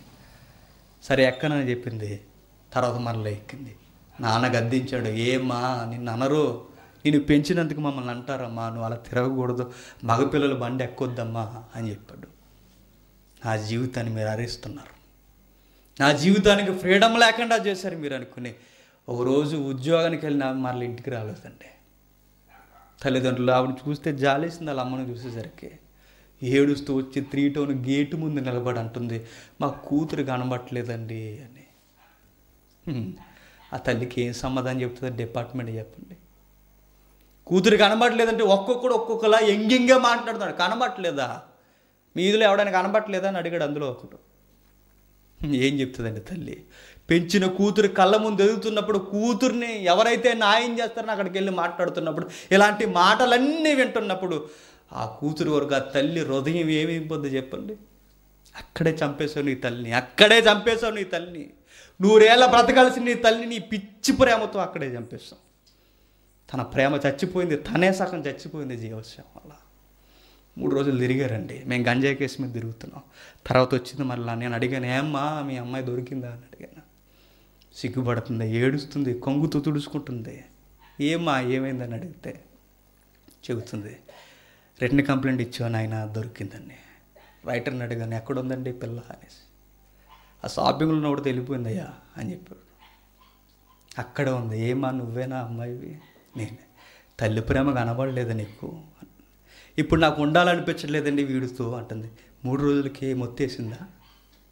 3 రోజులకి అయిపోయింది ఆ జీవితం. వాడు మంచోడు కదండి, మా అమ్మతో వెళ్ళిపోతానంటే అయినా కూతురు కొంగుకి దాచుకుందండి కూతుర్ని. ఏది ప్రేమ చెప్పండి? ఆ మోసగాడు ప్రేమ నిజ ప్రేమ? నువ్వు తప్పు చేసి వచ్చినా మరలా కొంగులో దాచుకుంది ఆ ప్రేమ నిజ ప్రేమ? ఏ ప్రేమ నిజ ప్రేమ? కోరుముద్దలు తినిపించింది గుర్తు రాలేదా? పసితనం నుంచి గుండెల మీద పెట్టుకుని పెంచింది గుర్తు రాలేదా? ఇవేమి గుర్తు రావంటే, ఎవడో వస్తాడో మాయగాడు, వాడు ఏ రంగులు పూసుకుని వస్తాడు, ఏదో చేస్తాడు, వచ్చేసరికి అదే ప్రేమను మోసపోతారు. తల్లిదండ్రులు గుండెల్లోకి చూడడం నేర్చుకో. ఎప్పుడు తప్పు చేయాలనిపించదు. పైపైన చూస్తే ఏం తెలీదు. వాళ్ళు ఒక వస్తువు కొంటున్నప్పుడు ఆ వస్తువు వెనక వాళ్ళు ఎన్ని ఆలోచనలతో నీ మీద ప్రేమకు రుజువు ఇచ్చారు. ఆలోచించు. తప్పు చేయాలనిపించదు. నా తండ్రికి నేను కలంకం తేవాలా అనుకుంటారంటే, నిజమైన కూతురు కొడుకు అయితే విలువలు తెలియని వారే బరి తగ్గించి తిరుగుతుంటారు బయట. నాశనం చేసేసారు. ఒక విషయం గుర్తుపెట్టుకో, ప్రేమన్న పదం ఈ సమాజానికి తెలియదు. ప్రేమన్న పదానికి అర్థం ఈ సమాజానికి అందలేదు. ప్రేమ అంటే ఏంటో దేవుని చూడు. తక్కువ చేయబడుతున్న లేయాన్ని ఎలా ఎత్తుతున్నాడు చూడండి. దేవుడు నిలబెడుతున్నాడు జీవితాన్ని. సంసార జీవితాన్ని కూడా సర్వోన్నతుడు చూస్తాడా అంటే చూస్తున్నాడు. దేవుడు సమాజం మీదే కాదు, సంసార జీవితాన్ని కూడా చూస్తుంటాడు. దంపతుల మధ్య దేవుని కనుసన్నలు ఉంటాయి. సంసార జీవితంలో దేవుడు అబ్జర్వేషన్ ఉంటుంది. సమాజం మధ్య యువత తిరుగుతున్నప్పుడు దేవుడు చూస్తూ ఉంటాడు. ఎవరినై దేవుడు ఊరకే వదులుకోవాలనుకోడండి, తన ప్రేమకు గుండెలు కత్తుకోవాలనుకుంటాడు. నీ తల్లిలోకి వచ్చిన ప్రేమ ఎక్కడదో తెలుసా? ఆయనలో ఉన్నదే నీ తల్లిలో పెట్టాడు. నీ తల్లే కొంగు కత్తుకుంటుందంటే ఆ ప్రేమనిచ్చినవాడు ఆయనకి ఎంత ప్రేమ ఉంటుందండి. ఎంత బాధ పెడతాం తెలుసా దేవుణ్ణి. ప్రేమిస్తున్నాడు ఇంక ఒత్తుకుంటుంది అనుకున్నాడు. ఈసారి ఆయన యాకోబు నన్ను అత్తుకుంటాడు అనుకుందే, కానీ అత్తుకోలేదు. అయినా మరలా రాహేలు వెనక తిరుగుతున్నాడు. ఈసారి నిజమైన ప్రేమ ఏంటో అర్థమైంది లేయాకి. ఏంటి చూడండి ఆ ప్రేమ కింది వచ్చును. ఆమె మరలా గర్భవతి అయి కుమారుని కని ఈసారి యెహోవాను స్తుతించదననుకొని యోధా అని పేరు పెట్టినప్పుడు ఆమెకు కానుపు ఊడికేను. అర్థమైపోయింది లేయాకి. నిజమైన ప్రేమ అంటే నా భర్త నన్ను ప్రేమించడం కాదు. నిజమైన ప్రేమ అంటే నేను మనుషులు ప్రేమ సంపాదించుకోవడం కాదు. ఇంకా నాకు అర్థమైంది, నేను ఎంతమంది పిల్లల కన్నా నేను ఎంత ప్రేమించినా నా భర్త నన్ను ప్రేమించడు. ఇక నన్ను ప్రేమించేది ఒకడు ఉన్నాడు, అతడే స్తుతులకు అర్హుడు. అందుకే నా కొడుకుకి నేను పేరు పెట్టుకుంటున్నాను యోధా. యోధా అన్న పేరుకి అర్థం స్తుతి. ఎవరిని స్తుతి? దేవునికి స్తుతి. ఇక నా యజ్ఞయాగాలు, నా సంసార జీవితం, నా శాసకాల జీవితం, నా స్తుతులన్నీ ఆ దేవునికే. నన్ను ప్రేమిస్తున్నది ఆ దేవుడే అని నిజమైన ప్రేమ గుర్తించింది లేయా. ఇప్పుడు దొంగ ప్రేమికులు కింద కనబడతారు చూడండి 30 అధ్యాయంలో. ఏం చేస్తారో చూడండి. రాహేలు తాను యాకోబునకు పిల్లల కనబోవుట చూసి తన అక్కయందు అసూయపడి యాకోబుతో, నాకు గర్భఫలము నిమ్ము, లేని ఎడల నేను చచ్చెదనను. సాంగ్ రెడీ చేయ. నేను చచ్చెదనను. సాంగ్ ఏ సాంగ్? అది కాదు, సరే అది ఉంచు. ఇక్కడ ఒక మాట అంటాను చూడండి. నాకు పిల్లల్ని ఇస్తావా, చచ్చిపోమంటావా? ప్రేమలో వదిగొండరు. ఏం చేస్తారు? డిమాండ్ చేస్తారు. అది కాదు రాహేలు, మనకి పిల్లలు పుట్టడం లేదు కదా, మనం ఏదో ఒక మంచి ప్లానింగ్ చేద్దాం అన్న అంటది రాహేలు. ఏమని తెలుసా? నాకు పిల్లల్ని ఇస్తావా, చచ్చిపోమంటావా? మాకు ఒక ఫ్రెండ్ ఉండేవాడు 7 years లవ్ చేసేవాడు. 7 years సంపూర్ణమైన ప్రేమ అన్నమాట వాడిది. 7 years కదా. ప్రారంభంలో ఆడు చూసేసరికి మాకే సిగ్గేసింది. మనకి ఇంకా పెళ్ళిళ్ళు అవ్వలేదు, వీడు ప్రేమ చూస్తే భలే ఉందిరా వాడి కాపురం జీవితం అనుకుంటా. 1 year బాగానంది, 2 years బాగానంది. 3rd year వెళ్ళేసరికి వస్తువులన్నీ ఒక దిక్కు లేవు. టీవీ ఉండే స్థానంలో టీవీ లేదు, ఎదురుగా డైనింగ్ టేబుల్ మీద వస్తువులు సరిగ్గా లేవు. ఏవైతే అక్కడ ఉండేవన్నీ గుమ్మం దగ్గరికి ఎందుకు వచ్చి అంటే వస్తాయి. మీకు అర్థమవుతురా తర్వాత అంటున్నాడు. మీకు ఇప్పుడు తెలియదురా. మరి ఏమనలేవంటే ఏమంటాను రా, 7 years తిరిగాను, ఏమనగలను నేను? ఏమీ అనలేను. డిమాండ్ చేస్తుందరా నన్ను, ఏమి వినదరా. ఏమనంటే చచ్చిపోతానంటే అది చచ్చిపోతే ఇంకెవడరా దిక్కు అని మాట్లాడుతున్నాడు. చూసారా? 7 years ప్రేమ. యాకోబుని బెదిరిస్తుందండి రాహేలు. ఇస్తావా, చావమంటావా? లోబడరు. నువ్వు పెట్టుకున్న ప్రేమకు లోబడరు. నువ్వేదో అనుకుని వస్తావు, 7 ఏళ్ళు తిరిగానని చెబుతావు. నన్ను చేసుకోమని నేను అడిగానా అని అడుగుతుంది. ఆ రోజు ఏం చెప్తావు? నా వెనక తిరగమని చెప్పానా అని అడుగుతుంది. ఏం చెబుతావు? నా తల్లిదండ్రుల నుంచి నీ కోసమే కదా వచ్చేసానని చెప్తుంది. ఏం చెబుతావు? కొట్టలేవు, ఏమనలేవు, మాట అనలేవు, ఉక్కిరి బిక్కిరి అయిపోతావు. చివరికి అప్పుడు ఒరిజినల్ ప్రేమ బయటకు వచ్చేస్తుంది. యాకోబు అంటున్నాడు, ఏమంటున్నాడు చూడండి. ఇప్పుడు దేవుడు గుర్తొచ్చాడు యాకోబుకి. ప్రేమలో మధ్య వయసుకి వెళ్ళేసరికి అందరూ గుర్తొస్తాడు. ఎవరు? దేవుడు. నీకు లవ్ అని పేరు పెట్టుకుని వెళ్తున్నావు, నీకు 3 సంవత్సరాలు తిరిగేసరికి గుర్తొస్తాడు దేవుడు. ఒక విచిత్రమైన జోక్ ఉంటుందండి. ఫస్ట్లో ఎలా ఉంటుందంటే తెలుసా? పరమగీతాల్లో ఉంటుందట జీవితం. పరమగీతమే. పరలోకంలో గీతాలు వేసుకుంటే ఎలా ఉంటుంది జీవితం, అలా ఉంటుందట. కొంచెం ప్రేమ అయిన తర్వాత అనిపిస్తట, ఏం జీవితం అండి, అంత ప్రసంగిలా ఉందండి జీవితం. వ్యర్థం, వ్యర్థం భయ్యా, నేను చెప్తున్నా, సమస్తము వ్యర్థం. జీవితం అంటే నాకు అర్థమైంది, ఏమీ లేదు, వ్యర్థం వ్యర్థం, కొలాప్స్ అంటాడు అంతే. ఆ తర్వాత ఒక 4-5 ఇయర్స్ అయిన తర్వాత వెళ్ళాం. ఇంక డెఫినేషన్ లేదు, ఇక ఇలాపమే, ఇలాప వాక్యాలు.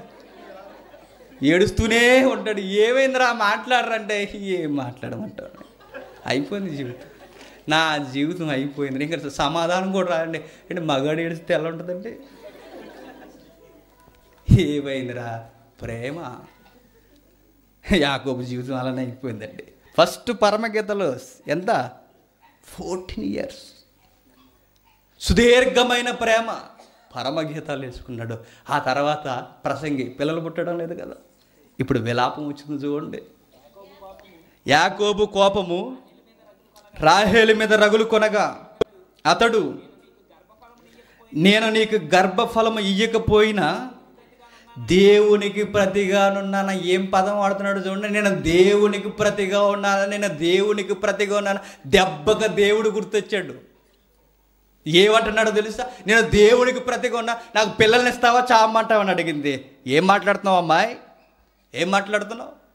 నేను దేవుడినా నీకు పిల్లల్ని ఇవ్వడానికి? పిల్లల్ని ఇచ్చేది ఎవరు? దేవుడు. ఇక్కడ దేవుడే పిల్లల్ని ఇస్తాడని పెద్దానికి తెలిసింది ప్రియురాలు తిట్టేసరికి. మరి లేయగా ఎవరు ఇచ్చారు? మరి అక్కడ గుర్తు రాలేదా? అక్కడ మాత్రం గుర్తు రాలేదు. ప్రియురాలు అడిగేసరికి అంటున్నాడు, దేవుడు పిల్లల్ని ఇవ్వాలి, నేను కదనేసి.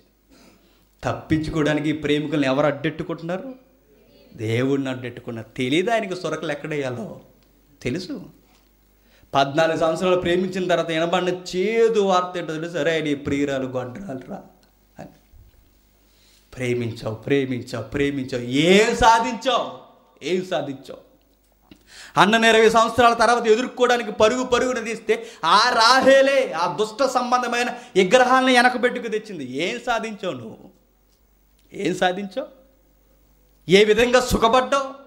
ప్రేమ అనే 14 సంవత్సరాలు తిరిగో. ఏ సుఖం వచ్చింది తన వల్ల? ఏమీ రాలేదు. ఒకరి మధ్య ఒకరు గొడవలు, ఒకరి మధ్య ఒకరు తన్నుకోవడాలు, చివరికి దేవుణ్ణే అడ్డు పెట్టుకోవడాలు.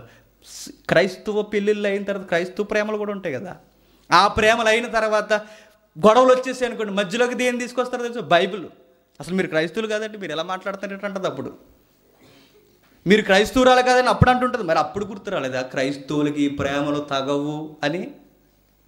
గొడవ వచ్చేసరికి బైబిల్ మధ్యకి తెస్తావు, గొడవ వచ్చేసరికి దేవుని మధ్యకి లాక్కొస్తావు, అప్పుడు గుర్తు రాలేదు. సిగ్గు అండి. సంఘంలో ఆర్గనైజర్స్గా ఉన్న యువకులు కూడా ప్రేమ అనే పేరుని వల్లిస్తున్నప్పుడు ఒళ్ళు మండుద్ది. లోకమా సంఘమా? అది లోకానికి సంఘానికి డిఫరెన్స్ లేదు. ఎందుకు అపవిత్రత? దేవుడు నీకు నిజమైన సహకారం ఇవ్వాలంటే మోకాళ్ళేసి అడుగు, ఎగురుకుంటూ వస్తుంది పక్షులుగా. ఇక నమ్మకం ఉందా? కావాలంటే నువ్వు అబ్జర్వ్ చేయి. యాకోబు ప్రేమించి పెళ్లి చేసుకున్నాడు, ఏం సుఖపడ్డాడు. అరేంజ్డ్ మ్యారేజ్ చేసుకుని ఇసాకే హ్యాపీగా ఉన్నాడు. చూసావా బైబిల్లో? అరేంజ్డ్ మ్యారేజ్ అయింది, మోకాళ్ళ ప్రార్థన చేశాడు, పిల్ల కొండెత్తుకుని వచ్చేసింది ఎదురుగా. ఎవరావిడ? రెబెక్కా. చూసారు? దేవుడి కనుసన్నల్లో సెట్టింగ్ జరిగితే అలా ఉంటుంది. మనం సెలక్షన్ చేసాం అనుకోండి, సెలక్షన్ మనం చేస్తే ఆప్షన్ ఆయనకి ఇస్తాం, అందుకే సెట్ అవ్వు. అది ఆదాముకి ఆప్షన్స్ తక్కువ, ఒకే ఆప్షన్ ఉంది, సెలక్షన్ ఈజీగా జరిగిపోయింది. ఇప్పుడు ఆదాములకి ఆప్షన్స్ ఎక్కువ. ఇప్పుడు ఆదాములకు ఇప్పుడు అవ్వలు ఎక్కువ కదా. ఇప్పుడు ఏ అవ్వని ఎంచుకుంటావో కన్ఫ్యూజ్ వద్దు బ్రదర్. ప్రార్థన చేయి. నీ పక్క టెంకని తీసుకొచ్చి నీ పక్కన పెడతాడు. పక్క టెంకంటే వాళ్ళకు ఉంటుందని మళ్ళీ క్వశ్చన్ ఎక్కువ రూపకలంకారంగా వాడ. నేను తీసుకొచ్చి నీ పక్కన పెడతా. ఆ నమ్మకం ఉందా? లేదండి. బైబిల్ పట్టుకున్నవారు ఇదే పదాలు, బైబిల్ పట్టుకున్నవారు ఇదే మార్గాలు, సమాజంలో ఉన్నవాడు అదే మార్గాలు. చిచ్చి సిగ్గు సిగ్గు సిగ్గు. క్రైస్తవుడు అంటే సమాజానికి రోల్ మోడల్. చూస్తే మరొక నీలా బ్రతకాలనిపించాలి. నువ్వు నిలబడితే నీ పవిత్రత చూసి అనేక మంది అడుగులేయాలి. ఏది పవిత్రత? దేవుడు ప్రేమించడం నేర్చుకో. కామ వికారమైన కోరికలకి యవనస్తులుగా వస్తాయి అనుకోకండి, నడి వయసులో ఉన్నవారికి కూడా వస్తాయి. దానికి విలువలతో కట్టకపోతే నడినెత్తి మీద కట్టి పేక మీద అడిగేసి కిందకు దొక్కేస్తాయి. అది ప్రేమ కాదు.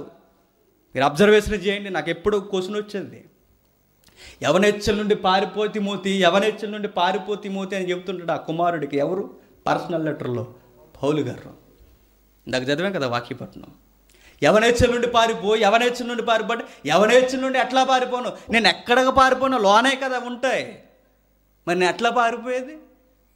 పారిపో అన్నది యవనేచ్ఛల నుండి అంటే ఆ కల్చర్ నుండి, ఆ వాతావరణం నుండి మనం పారిపోవాలి. అది దుష్ట సాంగత్యం. అది ఒకడు తప్పుడు మాటలు మాట్లాడుతున్నాడా, వాడితో మాట్లాడడం తగ్గించు. ఒకడు తప్పుడు సజెషన్స్ ఇస్తున్నాడా, కలుపుకు మాట వాడితో. అక్కడ పోదాం ఇక్కడ పోదాం అంటున్నారా, వెళ్ళకండి వాడితో. అవన్నీ యవనేచ్ఛలు. పారిపోవాలి అక్కడ నుండి. ఒకరోజు యేసేపు మనకు తెలుసు కదండి, సందర్భం గుర్తు చేస్తానంటే. ఆయన కల్పించుకోలేదు వాతావరణం, కల్పింపబడితే వచ్చింది వాతావరణం. ఆయన ఏం కావాలని కల్పించుకున్నాడా? లేదు. మనం కల్పించుకుంటాం. ఆయనకు వద్దంటే ఆయన ఎదురుగా వచ్చి నిలబడింది ఆ వాతావరణం. అయినా అక్కడి నుండి ఏమయ్యాడు? పారిపోయాడు. దావీదు ఏం చేశాడు? వాతావరణం ముందు నిలబడ్డాడు. పారిపోతే ఎలా ఉంటుందో దావీదుని చూడు, పరిగెడితే ఎలా ఉంటుందో యేసేపుని చూడు. యేసేపు పరిగెట్టాడు, సింహాసనం మీద కూర్చున్నాడు. దావీదు నిలబడి చూశాడు, సింహాసనం దిగి అరణ్యంలో ఉత్తుకాలుతో నడిచాడు. గుర్తొస్తుంది అవి క్లాసిక్ ఎగ్జాంపుల్స్ అవన్నీ బైబిల్లో. లవ్ స్టోరీ ఉన్నవారికి జీవితం అంటే చాలా ఉంది దేవునిలో. జీవితం అంటే ఎన్నో విలువలు ఉంటాయి దేవుళ్ళో. వాటి కట్టబడడం నేర్చుకో. యవ్వన కాలం ముందు యెహోవా కాడెత్తుకోవడం నేర్చుకో. ఆ జీవితం ఎలా ఉంటుందో నీకు అర్థమవుతుంది. కొట్టుకు చచ్చిపోతున్నారండి ఇద్దరు, రాహేలు యాకోబు. ఒకరోజు వచ్చింది, అక్క అని పిలిచింది. ఏం చెల్లి, ఏం లోపం వచ్చిందమ్మా అని అడిగింది. ఎవరు? పిలుపులో బట్టి మనకి లోపం ఏదో తెలిసిపోతుంటుంది. అప్పటి వరకు అన్నయ్య అన్నాడంటే వీడికి ఏదో మనతో పని ఉందన్నమాట. అప్పటి వరకు మామూలుగా వదిన అన్నది అనుకోండి, వదిన అన్నది అనుకోండి, కూతురికి ఏదో అవసరం వచ్చి ఉండాలి. ఇప్పుడు వచ్చింది, అక్క లే అక్క, ఏ తల్లి రాహేలు. అప్పుడు అడుగుతుంది, నీకు విషయం చెబుతాను అక్క, హస్బెండ్తో కూడా గొడవలు అయిపోతుంది, నీకు తెలియని సంగత. నాకున్న లోపం ఏంటో నీకు తెలుసు. ఎన్నున్నా నాకేం లేవు, పిల్లలు లేరు. దీనికి ఇరుగుడో పరిష్కారం ఏదో ఒకటి చేద్దాం అక్క. రాత్రి రూబేను పెద్ద కొడుకు, మన కొడుకు పెద్ద కొడుకు పొలానికి వెళ్ళాడంట కదా, పుత్రదాక్ష వృక్ష పొలములు తెచ్చాడట కదా, నాకు కొన్ని ఇవ్వక్క అని అడిగింది. పోవే అన్నది ఎవరు? రాహేలు. ఒకరోజు లేయని పొమ్మన్నారు, ఇప్పుడు ఎవరు పొమ్మంటున్నారు? లేయే పొమ్మంటుంది. ఒకరోజు లేయని ద్వేషించారు, ఇప్పుడు రాహేలు కాళ్ళ దగ్గరకు వచ్చింది. ఎవరైతే నిన్ను తక్కువ చేశారో వారే నీ దగ్గరకు ఒకరోజు వచ్చి అడుగుతారు, అడుక్కొనేలా చేస్తాడు. నువ్వు దేవుణ్ణి నమ్ము.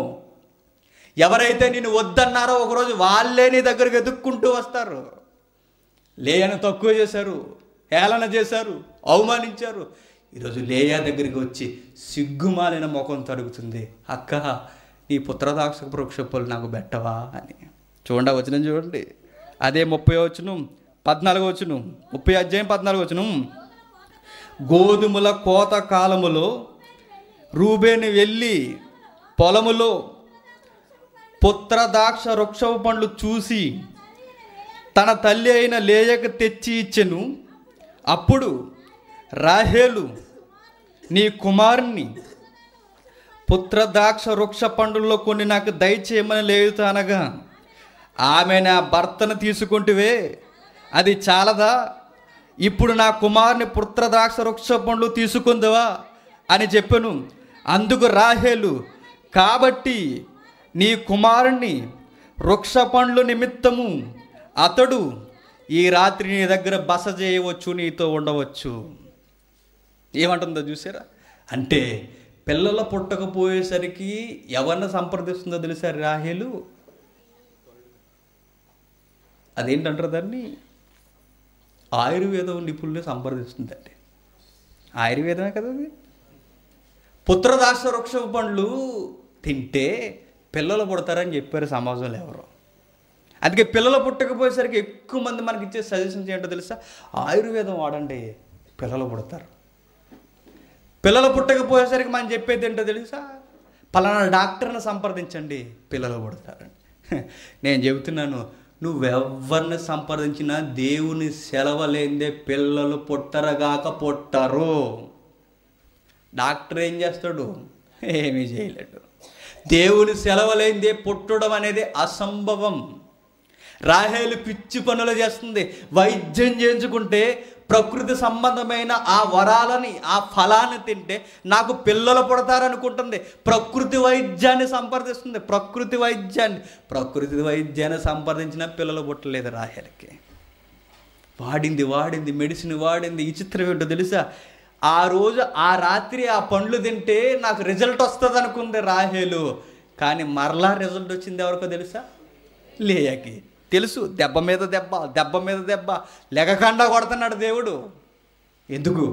ఏది నిజమైన ప్రేమో నీకు తెలియాలి. ఎవరి ప్రేమలో ఎన్ని విలువలు ఉన్నాయో నీకు తెలియాలి.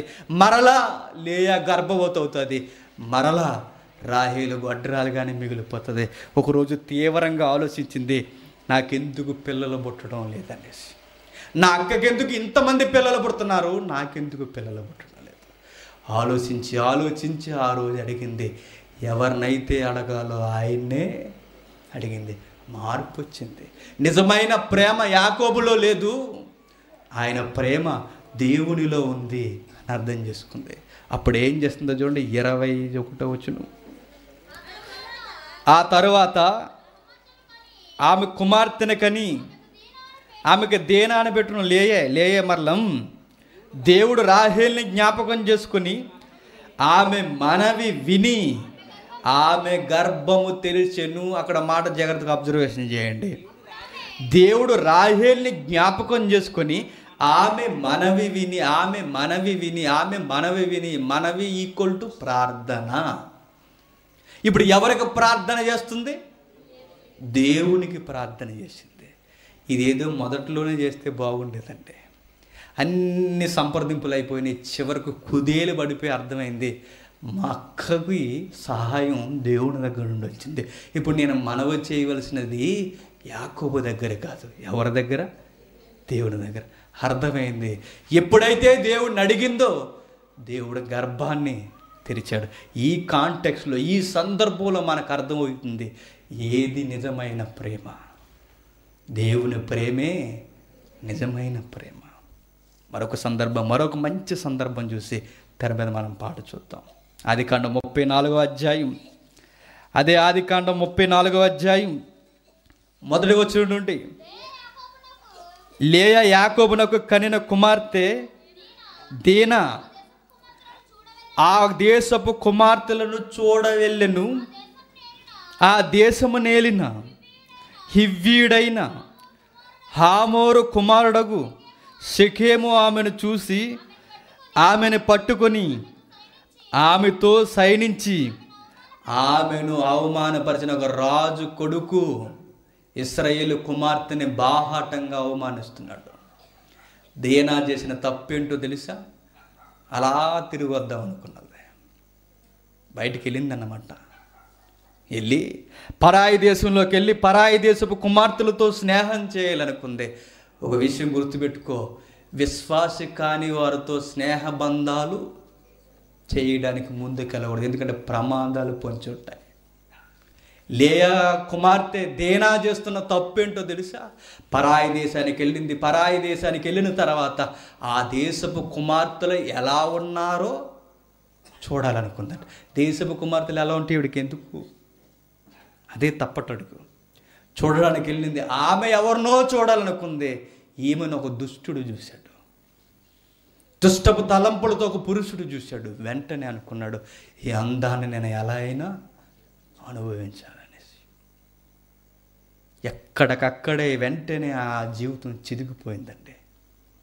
దాన్ని మాట్లాడుకుంటే ఏమంటారో తెలుసా? చట్ట పరిభాషలో అత్యాచారం అంటారు. దాన్ని పాడు చేశారు. నిర్భయ యాట్లు మొన్న కాదు, క్రీస్తు పూర్వం ఉంటున్నాయి. అత్యాచారాల నమోదు మొన్నవి కాదు, క్రీస్తు పూర్వం నుండి కనబడుతున్నాయి. ఆ యువతి చేసిన తప్పు తల్లిదండ్రులకి మాట కూడా చెప్పకుండా ఇల్లు ఉండాలి. ఆ రోజు ఒకసారి చెబితే ఖచ్చితంగా ఆ రోజు ఎలనీకపోదునేమో. ఆ రోజు యాకోబుకి చెప్పుంటే తోడునిచ్చి పంపించదడేమో. చెప్పకుండా ఇల్లు ఉండాలి. అందుకే ఘోరం జరిగిపోయింది.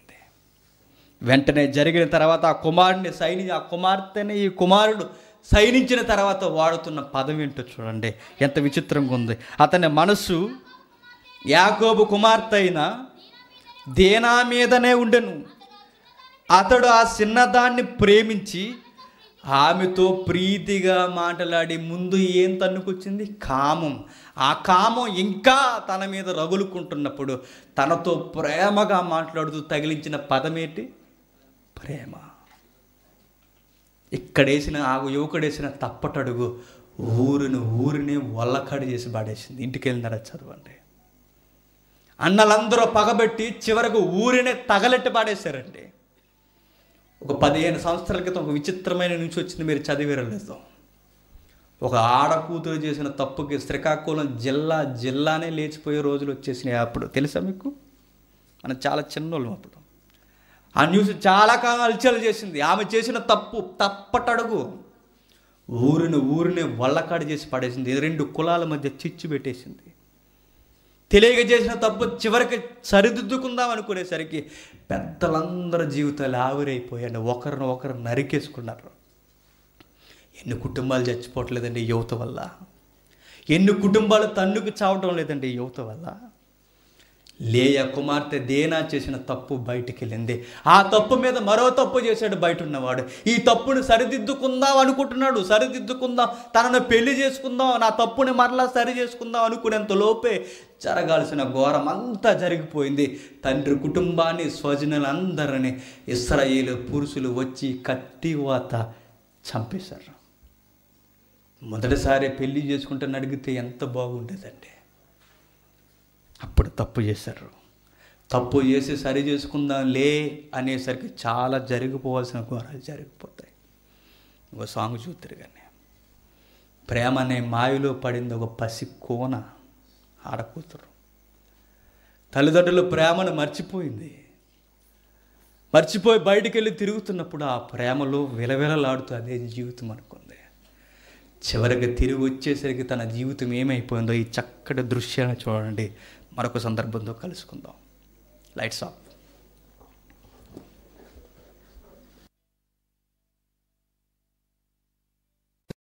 యువకుడు చచ్చిపోయాడంటే మంచి వయసులో 29 సంవత్సరాల వయసులో చచ్చిపోయాడు. దుష్ట సాంగత్యం, మంచి నడవడిని, చెరుపును, స్నేహాలు చేస్తున్నప్పుడు యువత బీ కేర్ఫుల్. ఎవడితో పడితే వాడి స్నేహం చెయ్యొద్దు. వాడు అన్న పిలిచిన, చెల్లి అని పిలిచిన వాడి వేగు వాడు మంచివాడి కాకపోతే విశ్వాసితో విశ్వాసికి సంబంధమే లేదు. వద్దది. కిందికి ఏం జరుగుతుందో చూడండి. తామారు కన్య అయినందున ఆమె ఏమి చేయనల వలన దుర్లభమని ఆమె అమ్నోను గ్రహించి చింతాకాంతుడై తన చెల్లినైన తామారును బట్టి సిక్కిపోయెను. ఏ పాపం ఏమైంది? లోన మనోవేదన, వ్యామోహం. లస్ట్కి లవ్వుకున్న తేడా అదే. లవ్వే ప్రేమ అంటాడు కిందకు వచ్చేసరికి. అలా మాట్లాడుతూ వచ్చేసరికి దిక్కుమాలని సజెషన్ ఇస్తాడు. మీ చెల్లిని వంట చేసి తీసుకురమ్మను. లోనకు వచ్చిన తర్వాత వంట వడ్డిస్తున్నప్పుడు చేయబట్టుకో. నువ్వే ఆ గదిలో అత్యాచారం చేసి, అన్నా ఇది తగదన్నా, ఇది మనకు తగదు అని ఆడకూతురు బతిమలు ఆడుకుంటున్నా ఏం చేస్తాడో తెలుసా? మృగంలో మీద పడి చరిచేస్తాడండి. నాన్న భరించలేడు, దావీదు మన నాన్న భరించలేడిది. ఈ వార్త వింటే మన రాజకుటుంబానికి అవమానం, రాజకుమార్తెకి ఇలా జరగకూడదు, నువ్వు నాకన్నా, నా ఎదుట నువ్వు ఇలా ప్రవర్తించకూడదని బిక్కుమని ఏడుస్తున్నా బలవంతంగా లోపరుచుకొని గడియలు పెట్టి తన అత్యాచారం చేసి బయటికి పంపేస్తాడండి. అవమానంతో ఆడకూతురు రంగురంగుల చీర కట్టుకుని అన్నకు వంట వడ్డిద్దామని వెళ్ళింది. చివరికి ఆ రంగుల చీర చిరిగిపోయి బయటకు వచ్చింది. అప్పుడు వాడు వాడుతున్న పదం ఏంటో చూడండి. లవ్వ లస్ట్ ఏంటో అర్థం అవుతుంది మీకు. 13వ వచనం, 15వ వచనం. అమ్నోను ఇలాగ చేసిన తర్వాత ఆమె ఎడల అత్యధికమైన ద్వేషము పుట్టి, అది వరకు ఆమె ప్రేమించిన దానికంటే అతడు మరి ఎక్కువగా ఆమెను ద్వేషించి, అక్కడ పదం వాడారు చూడండి, అది వరకు ప్రేమించి. మొదటి వచనంలో ఏం వాడాడు? మోహించి. ఇక్కడికి వచ్చేసరికి ఏం వాడుతున్నాడు? ప్రేమించి. అంటే మోహమే ప్రేమగా భ్రమపడ్డాడు అమ్నోను. చివరికి చెల్లెలకే అన్యాయం చేసేసాడు. అంటే అన్నా అని పిలుస్తున్నప్పుడు వీడికి సిగ్గు రాలేదంటే నేను అడుగుతున్నాను. అన్నా అని పిలుస్తున్నప్పుడు అక్కడే చచ్చిపోవాలి వాడు, ఆయన సిగ్గు రాలేదు. చెల్లెలని చూడకుండా సొంత చెల్లెండి ఒకే బ్లడ్ను పంచుకుని పుట్టారు.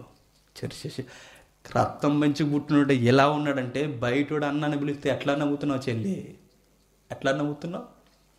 నమ్మొచ్చు అసలు? నన్ను అడిగితే బెస్ట్ ఫ్రెండ్స్ ఎవరో చెప్పనా? మీ అమ్మే, మీ నాన్నే. నీ ఏజ్ దాటి వచ్చారు వాళ్ళు, నువ్వున్న వయసు అనుభవించి వచ్చారు వాళ్ళు. వాళ్ళకన్నా తెలుసా? పర్సనల్గా ఏదైనా పంచుకోవాలంటే మీ అమ్మతో చెప్పుకో. మీ అమ్మగారి కన్నా ఎవ్వరూ నీకు ప్రియురాలు, స్నేహితురాలు కాదు. తన చెబుతుంది. నీ వయసుకు సమకాలీన వయసు ఉన్నవారు చెబితే వారేం చెబుతారు? నీ దగ్గర ఏ బూడిద ఉందో వాళ్ళ దగ్గర అదే బూడిద ఉంది. ఎదురు రాసుకుంటే రాలేదేంటి? బూడిదే. ఆవిడ చెప్పు, అమ్మ ఇలా ఉందమ్మా పరిస్థితి, ఇదమ్మా నేను ఏం చేయాలనుకుంటే చెబుతుంది. అమ్మ అనుభవంతో చెబుతుంది, తల్లి ఈ సమయంలో ఎలా ఉండాలమ్మా అని. నాన్నకు చెప్పెళ్ళి, నాన్న నా స్నేహితులు నన్ను ఎలా ప్రేరేపిస్తున్నారు, నేను ఏం చేయను నాన్నంటే, తప్పురా నాన్న అని చెప్తాడు. ఆ టైంలో నువ్వు ఎలా వ్యవహరించాలో మీ నాన్న నేర్పిస్తాడు. మీ నాన్నకు రాలేదా ఆ వయసు? మీ నాన్నకు తెలియదా అనుభవం? స్నేహితుడితో చెప్తారండి. స్నేహితులు ఏదో అందులో PhD చేసినట్టు స్నేహితులతోనే అన్నీ పంచుకుంటారు. స్నేహితులతో దయచేసి ఏవి పంచుకోవద్దు. ఎందుకో తెలుసా? ముఖ్య స్నేహితుడే చెప్పింది బైబిల్, వాడే మోసం చేస్తాడు అన్నది. నీ ముఖ్య స్నేహితుడు, నా బెస్ట్ ఫ్రెండ్ అని అంటావు, వాడే చంపేస్తాడు నేను ఒకరోజు. నమ్మొద్దంది బైబిల్. బెస్ట్ ఫ్రెండ్ అని నమ్మొద్దు. ఎవరు నమ్ము? యెహోవాని నమ్ముకునటం మేలు అంతే. మనుషులు నమ్మడం ఎప్పటికైనా మోసమే. అమ్నోను ద్వేషించాడు. చివరికి అవమానించి ఆ రంగురంగు చీరలు కట్టుకున్న ఆడ కూతుర్ని నడి బజార్లోకి దోచేసాడంటే, బయటకు వచ్చిన తర్వాత ఏడుస్తూ బూడిద జల్లుకుని, ఇశ్రాయేలు సంస్కృతి అది, బూడిద జల్లుకుని ఏడుస్తూ బిక్కుమని ఉండిపోయింది. మొదటే ఈడి చూపులు ఇలా ఉన్నాయని గ్రహిస్తే తనకంత అన్యాయం జరిగేది కాదు. పురుషుల సైకాలజీ చెప్పాడు కదండి యేసుక్రీస్తు. పురుషుల యొక్క సైకాలజీ చెప్పాడు. ఒక పురుషుని ఎలా అంచనా వేయచ్చు అన్నాడు తెలుసా మహనీయుడు? వాడు చూపుల్లో తెలిసిపోతాడు అంటాడు. నీతో మాట్లాడుతున్నప్పుడు వాడు అబ్జర్వేషన్ చేయి, వాడి చూపుల కదలికను అబ్జర్వేషన్ చేయి. వాడి కామ వికారమైన చూపులు నీకు కనబడుతున్నప్పుడు వాడు మోహపు చూపును చూస్తే తెలుస్తుంది ఈడు తేడా అని. అప్పుడే జాగ్రత్త పడిపోవాలంటే. అన్నే కథ అనుకుంది. వాడి చూపులను చూస్తే వాడి చూపుల్లో హృదయంలో ఉన్నదంతా కళ్ళల్లో కనబడేది. వాడు చేస్తున్న కుట్రంతా వాడి ముఖంలో కనబడేది. అన్నే కథ అనుకుని మోసపోయి వెళ్ళిపోయింది. అక్కడే జాగ్రత్తగా అబ్జర్వేషన్ చేస్తే తన జీవితం చాలా బాగుండేదంటే. స్నేహితుల్ని నమ్మొద్దు యువత. నీ దగ్గరకు ఉన్నవారు ఎవరిని నమ్మడానికి ఇష్టపడకు. నీ కుటుంబానికన్నా ఎక్కువగా ఎవరికి విలువనివ్వకు.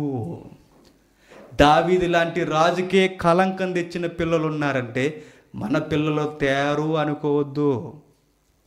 దావీదుకే తలవంపులు తీసుకొచ్చారంటే మన పిల్లలు రారు అనుకోవద్దు.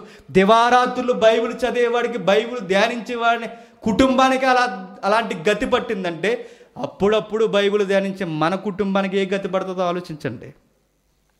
దివారాత్రులతో దేవునితో గడిపే ఆ తండ్రి మనసు అలా అయిపోయిందంటే అప్పుడప్పుడు దేవునితో గడిపే మన మనసు ఏమైపోద్దో ఆలోచించండి.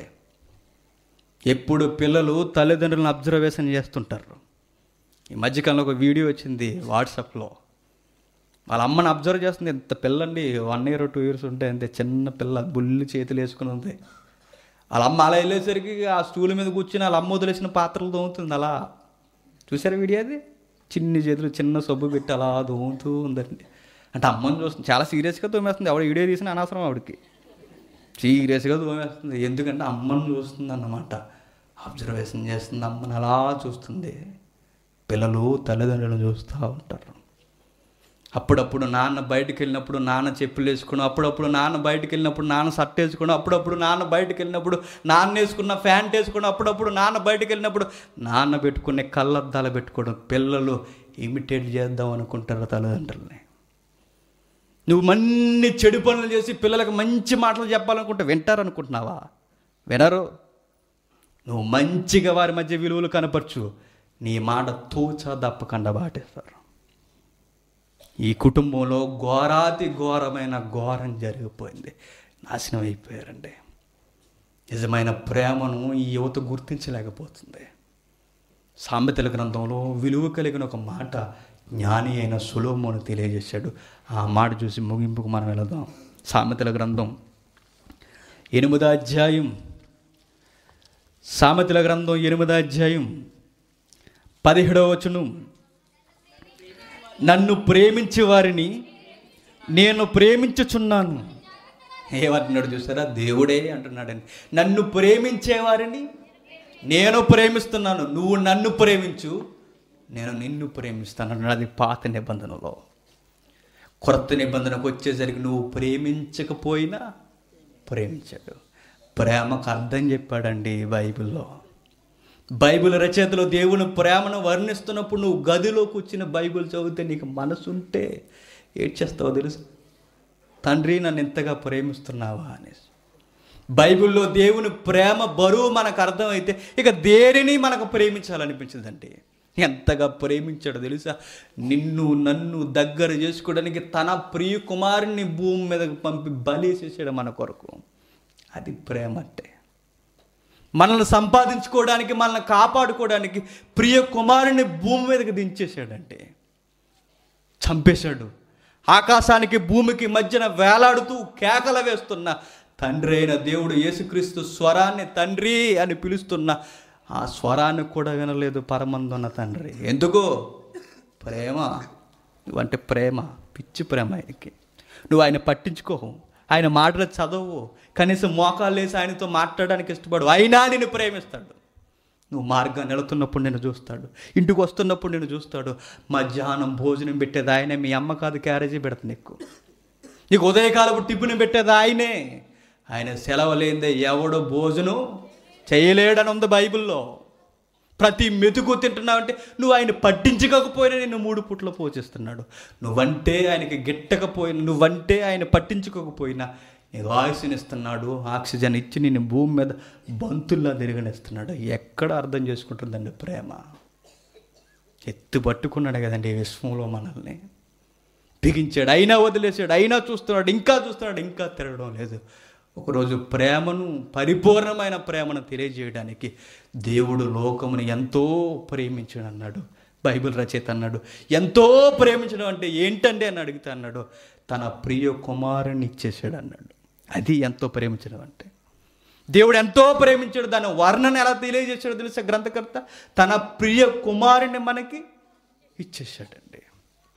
ఈ ప్రేమ కనబడలేదా? ఏది నిజమైన ప్రేమను మనం అంచనా వేసుకుంటున్నప్పుడు తెలియలేదా? దేవుని సెలవు లేకపోతే ఎవరండి కుర్చీల మీద కూర్చునేది? దేవుని యొక్క ఆజ్ఞ లేనిదే ఎవరండి బతికి బట్టగట్టగలిగేది? ఆయన ప్రేమను నిర్లక్ష్యం చేసి, ఆయన ప్రేమను పట్టించుకోకుండా తిరుగుతున్నా ఒకరోజు యేసుక్రీస్తుకు వచ్చి భూమి మీదకి వచ్చి మనల్ని ఏమని పిలిచాడో తెలుసా? ప్రియురాలా అని పిలిచాడు నిన్ను. నన్ను ప్రేమిస్తావా అని అడిగాడు. నువ్వేమైనా పవిత్రమైన కన్య అనుకున్నావా? కాదే. అప్పటికి మన జీవితంలో ఎన్ని మచ్చలు ఉండాలో అన్ని మచ్చలు ఉన్నాయి. ఎంతగా చెడిపోవాలో అన్ని లోకపు మచ్చలు మనలో ఉన్నాయి. అయినా మనకు పిలిచాడండి, దగ్గర పిలిచి నిలబెట్టుకున్నాడు. తన వాక్యం అనే ఉదక స్నానం చేత కడిగి ఎదుట నిలబెట్టుకున్న మాట ఏంటో తెలుసా? నేను ప్రేమిస్తున్నాను అన్నాడు. ఎవడండి లోకంలో ప్రేమించేది? ఓ పిల్లకి పలానోడితో తిరిగిందంటే పెళ్లి చేసుకుంటాడు, ఇంకొకరిని పెళ్లి చేసుకుంటాడేమో? చేసుకోడు. తన ఎంగేజ్మెంట్ అయిన తర్వాత పోనీ ఎంగేజ్ వస్తుందని చెప్పు, ఎలా అయినా సరే నెక్స్ట్కి పోస్ట్ పోన్ అవుతుంది వివాహం. ఎన్ని బాక్స్ నిండిందంటే కంగారు అయిపోతారు పురుషులందరూ. వాట్సాప్ ఎప్పుడు ఆన్లైన్లో కనబడుతుందంటే ఏంటి సంగతి అని అడుగుతాడు. కానీ యేసుక్రీస్తు అన్ని తప్పులు ఉన్నాయి మన జీవితంలో. కానీ యేసుక్రీస్తు నిన్ను కడిగి నిలబెట్టుకున్నాడు. ఐ లవ్ యూ అని చెప్పాడు. నేను నిన్ను ప్రేమిస్తున్నాను, నువ్వు నన్ను ప్రేమిస్తావా అని అడిగాడు. దేవుడే దీనుడై భూమి మీదకి వచ్చి మనం ప్రేమించమని అడుగుతున్నాడు. అర్థం అవుదండి ఈ గుడ్డు ప్రపంచానికి. ఆయనే భూమి మీదకి వచ్చి మనం ప్రేమించమని అడుగుతున్నాడు. ఆ వర్ణన పౌలు ఎలా వర్ణిస్తున్నాడో చూడండి. చివరిగా పాట చూసి ముగించుకుందాం. ఎబిసీలకు రాసిన పత్రిక అపోస్తుడైన పౌలు ఎబిసీలకు రాసిన పత్రిక 5వ అధ్యాయం 25వ వచనం నుండి, పురుషులారా మీరును మీ భార్యలను ప్రేమించుడి. పురుషులారా మీ భార్యలను ప్రేమించుడి. ప్రేమించుడి అన్న దానికి పర్యాయ పదం కాదు, అది వ్యతిరేక పదం. టెన్సెస్ తెలుసు కదా. ఇక్కడ వ్యతిరేక పదం వాడుతున్నాడు. ప్రేమించండి అంటున్నాడంటే పురుషులు ప్రేమించరు అని దాని అర్థం.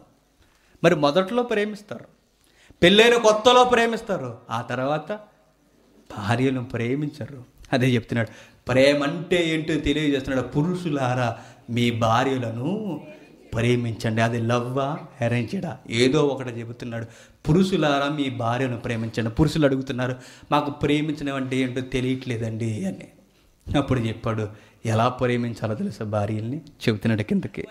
అటువలే క్రీస్తు కూడా సంఘమును ప్రేమించి అది కలంకమైనను ముడతైనను అట్టిది మరి ఏదైనను లేక పరిశుద్ధమైనది గాను నిర్దోషమైనది గాను మహిమగల సంఘముగాను ఆయన తన ఎదుట దానిని నిలబెట్టుకొనవలనని వాక్యముతో ఉదక స్నానము చేత దానిని పవిత్రపరిచి పరిశుద్ధపరచుటకై దాని కొరకు తనను తాను అప్పగించుకొనెను. పురుషులారా భార్యను ప్రేమించడం అంటే ప్రేమకు అర్థం ఏంటో చెప్పాడు. నీ పవిత్రమైన కన్య అది పవిత్రమైనది కాదు అని నువ్వు గుర్తిరిగినా ఇప్పుడు పవిత్రమైనదని నువ్వు అనుకుంటున్నావు. ఒకప్పుడు పవిత్రమైనదని కాదని నీకు తెలిసిన నువ్వు ఎలా ప్రేమించాలో తెలుసా? సంఘాన్ని క్రీస్తు ఎలా ప్రేమించాడు అలానే ప్రేమించాలి. సంఘాన్ని యేసు ప్రేమించే సమయానికి సంఘం పూర్తిగా లోకంతో కలిసిపోయింది, సంఘం పూర్తిగా చెడిపోయింది. ఒక మంచి పదాలు వాడాడండి, కడిగి తన ఎదుట నిలబెట్టుకొని చివరికి సంఘం కొరకు తన ప్రాణాన్ని తనను తానే అప్పగించుకున్నాడు. ఈ బంధం, ఈ ప్రేమ విలువలు, ఏది నిజమైన ప్రేమ అని నీకు అర్థం కావాలంటే దేవుడు ఎలా ప్రేమిస్తున్నాడో చూడు, అప్పుడు అర్థమవుద్ది ఎలా ప్రేమించాలో. ఒక మనిషిని ఎలా ప్రేమించాలో, దేవుని ప్రేమ మనిషికి ఉన్న మధ్య ప్రేమను ఆలోచించు. దేవుడు మనకు తెలియజేస్తున్నాడు, మనం బాగాలేదండి అయినా మనం ప్రేమించాడు, మనల్ని నిలబెట్టుకున్నాడు. చివరికి యేసుక్రీస్తు ఎలా వచ్చాడో తెలుసా? ఉన్నతమైన లోకాన్ని వదిలేసి ఏమీ లేని లోకానికి వచ్చాడు. మనం మాత్రం లగ్జరీగా బ్రతుకుతున్నాం, ఆయన మాత్రం బ్రతికినప్పుడు తల వాచడానికి చోటు కూడా లేదు. ఎందుకు? ప్రియురాలు కోసం. ఆయన ఆకలి దప్పుడుతో తిరుగుతున్నప్పుడు ఎందుకయ్యా యేసుస్వామి ఆకలితో ఉంటున్నావు అంటే, నా ప్రియురాలికి జీవాహారాన్ని పెట్టడానికి నేను ఆకలి దప్పుడుతో ఉంటాను అన్నట్టు. అర్థం కాలేదా ప్రేమ? నిన్ను నన్ను ఎలా పిలిచాడో తెలుసా? లవ్లో ఉన్న యువకులు బీచ్ చుట్టుకెళ్ళి 2 చేతులు జాబి పిలుస్తుంటారండి. యేసు మనల్ని ఎలా పిలిచాడో తెలుసా? ఆకాశానికి భూమికి మధ్యన సిలువులు వేసుకుని పిలిచాడు, ప్రియులారా నా దగ్గరికి రండి అని. వినబడలేదా ఆ స్వరం? ఆ ప్రేమ పలుకు, ఆ హృదయపు బరువు వినబడలేదా? పిలిచాడు రండి అని. 2 చేతులు సిలువలో ఉండి పిలుస్తున్నాడండి. రక్తాన్ని కారుస్తూ చివరి రక్తపు బొట్టు వరకు అన్నాడు, మీరు నాతో ఉంటే నా తండ్రి ఉన్న సింహాసనం మీద మిమ్మల్ని కూర్చోబెడతానన్నాడు. వెళ్ళాలని లేదా? నిశ్చితార్థం అయిపోయి ఉండాలండి క్రైస్తవులందరికీ. ఇప్పటికే యేసుతో నిశ్చితార్థం అంటే ఏదో అనుకోకండి, బాప్తిసం. ఆయనతో నీకు నిశ్చితార్థం జరిగితే మరలా వివాహ గడియలకు దగ్గర వచ్చే సమయం పడింది. ఆయన వచ్చిన తర్వాత నిన్ను ఎలా తీసుకెళ్తారో తెలుసా? టాటా సుమోలో కాదు, మేఘాల మీద తీసుకెళ్తా. వెళ్తావా? పెళ్ళి కారు ఎక్కుతావా? కారు ఏందో తెలుసా? మేఘాలు. ఆ కారు ఎక్కి ప్రియుడితో ప్రియురాలు జతేసుకుని వెళుతుంటే పరమగీతం అక్కడ ఉంటుందంటే. యోహాను పులకించిపోయాడు తెలుసా లెటర్ రాస్తున్నప్పుడు. ఇదిగో ఆ మహిమ మా మధ్య తిరిగింది, మాతో ఉంది, మా చేతులు తాకాయి, మా మధ్య ఉంది. ఆ వర్ణన ఎలా ఉంటుందో తెలుసా? ప్రియురాలు వర్ణనది. ఆ ప్రియుడి కొరకు రాస్తున్నప్పుడు, యోహాను పత్రికలు చదువుతున్నప్పుడు ఏంటి ఈ భావజాలం అంటే అలా చూశారండి. ప్రేమ అనే దానిలో పవిత్రత ఉంటుంది. యేసు ప్రేమించిన దానిలో పవిత్రత కనబడుతుంది, త్యాగం కనబడుతుంది. ఒక మనిషిని రక్షిస్తుంది, రక్షణలో ఉంచుతుంది. మోసం లేదు ప్రేమలో. దేవుని ప్రేమలో పవిత్రత. మనిషిని ఎలా ప్రేమించాలో, మనిషి పక్షాన దేవుడు ఎలా వ్యవహరిస్తాడో ఈ ప్రేమను చూస్తున్నప్పుడు ఇదేనండి నిజమైన ప్రేమ. ఒకరోజు ఒక విషయం జరిగింది, ముగించుకుందాం. ఒక సేవకురాలు కుమార్తె ఉంది. తన సేవ చేస్తున్నప్పుడు అల్లారు ముద్దుగా కూతుర్ని పెంచుకుంటున్నట్టు. ఆ కూతురు ఏం చేసిందో తెలుసా? ఎప్పుడు బైబిల్ పట్టుకుని తిరగడం, ఎప్పుడు మీటింగ్స్, ఇవి క్లాసులు, ఇవన్నీ ప్రార్థనలు అంటాడు. మా నాన్న అప్పుడప్పుడు ప్రసంగం చేస్తుంటాడు. లైఫ్ అంతా బోరు కొట్టింది అనుకుందండి. ఒకసారి లోకాన్ని చూసి వద్దాం అనుకున్నది. వెళ్ళింది లోకంలోకి. తిరిగి వచ్చేసరికి తిరిగి ఎలా వచ్చిందో తెలుసా? ఎవరినైతే చూసి వెళ్ళిపోయిందో వాడే గర్భం చేసి బయటకు దోసేసాడు. ఆ పాస్టర్ గుండెల మీద పెట్టి పెంచుకునేవాడండి కూతుర్ని. తన కూతుర్ని ఎప్పుడు సేవకురాలుగా చూడాలనుకున్నాడు. ఈవిడేమనుకున్నది తెలుసా? మోడల్గా ఉండాలనుకునేది. బయటికి వెళ్ళి చివరికి జరగాల్సిన అన్యాయం జరిగిపోయింది. ఒక రాక్ స్టార్ని లవ్ చేసింది, మోసపోయింది. తను ఒక కథగా, ఒక షార్ట్ ఫిల్మ్గా తీశారు. ఆ కథలో, ఆ సాంగులో ఆంతర్యం తప్పిపోయిన కుమారుడు అనగా నువ్వు నేనే. ఆ తండ్రి ప్రేమ మరలా తిరిగి వస్తున్నప్పుడు మోసపోయిన మనల్ని మరలా తప్పులు ఏలెత్తి జీవించకుండా పరుగున తండ్రే ముందెళ్ళిపోయి మెడ మీద పడి ముద్దు పెట్టుకున్నాడు. అది ప్రేమ అంటే. నువ్వు ఒక్కసారి తప్పు చేసిన తర్వాత మరలా నీ ప్రియుడి దగ్గరికి వెళ్ళి చేర్చుకుంటాడేమో, చేర్చుకోడు. నువ్వు ఒక్కసారి తప్పు చేసిన తర్వాత మరలా నీ తల్లిదండ్రుల దగ్గరికి వెళ్ళు, చేర్చుకుంటారేమో, చేర్చుకోరు. ఒక్కసారి నీ స్నేహితుడికి వ్యతిరేకమైన తప్పుని చేసిన తర్వాత మరలా నిన్ను ప్రేమిస్తాడేమో అడుగు, ప్రేమించడు. ప్రేమ ప్రేమ ప్రేమ ఏది నిజమైన ప్రేమ? ఒకే ఒక్క ప్రేమ, అది దేవుని నిజమైన ప్రేమ. తప్పిపోయిన కుమారులుగా మనం ఉన్నాం. మళ్ళా రండి దేవుని దగ్గరికి. బంగారపు ఉంగరాన్ని తొడిగి విందు చేస్తాడు మన తండ్రి. విందుకు వస్తావో లోకంలో సింధులేస్తావో నీ ఇష్టం. ఈ సాంగ్ చూడండి, ప్రార్థన చేసుకుందాం. Lights off.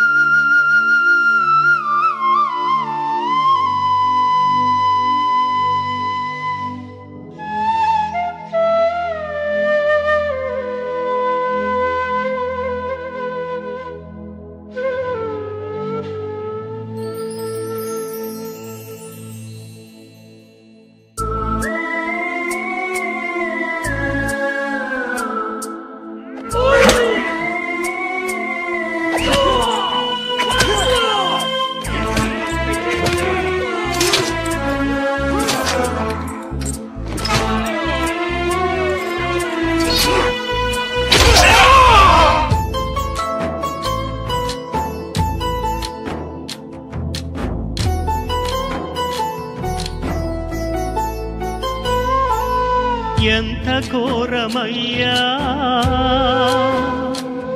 నీ సిలువ త్యాగము, ఎంత భారమయ్యా పాపదోషము ఎంత ఘోరమయ్యా నీ సిలువ త్యాగము ఎంత భారమయ్యా నా పాపదోషము అణువణువున రక్తసిక్తమై మాంసపు ముద్దగా మారితివా అణువణువున రక్తసిక్తమై మాంసపు ముద్దగా మారితివా శ్రమల సిలువను మోసితివా శ్రమల సిలువను మోసితివా ఎంత ఘోరమయ్యా నీ సిలువ త్యాగము ఎంత భారమయ్యా నా పాపదోషము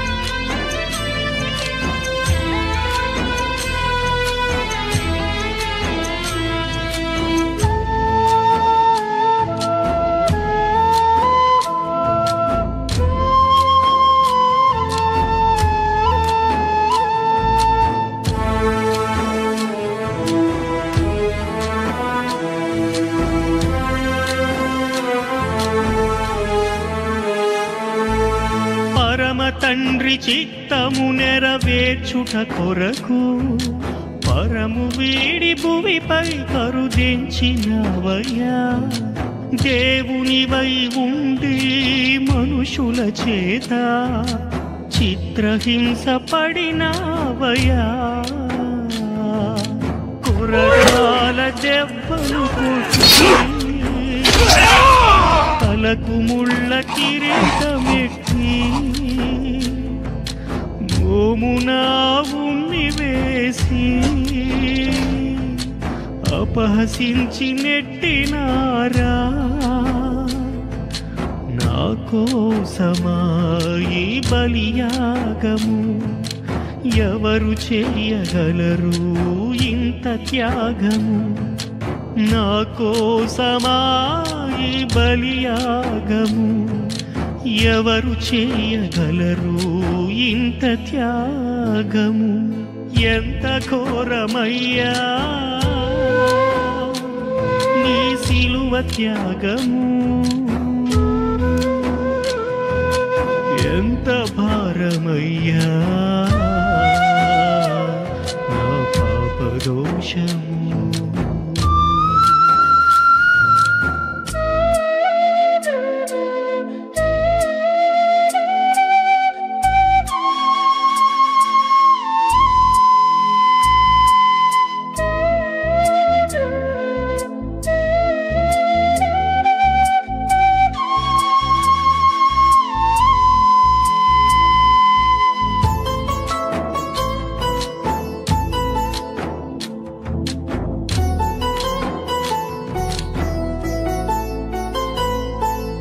వతకు తేబడిన గొర్రె పిల్లవోలే నిన్ను నీవే అర్పించుకుంటివే భారమైన ఆ సిలువను కలువరి వరకు నీ భుజమున పెట్టుకొని మోసితివే కాళ్ళ చేతులలో మేకులు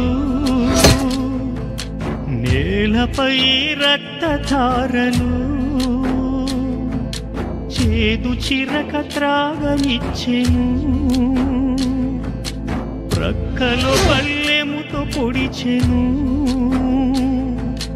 నా కోసమా ఈ బలియాగము ఎవరు చేయగలరు ఇంత త్యాగము నా కోసమా ఈ బలియాగము ఎవరు చేయగలరు ఇంత త్యాగము?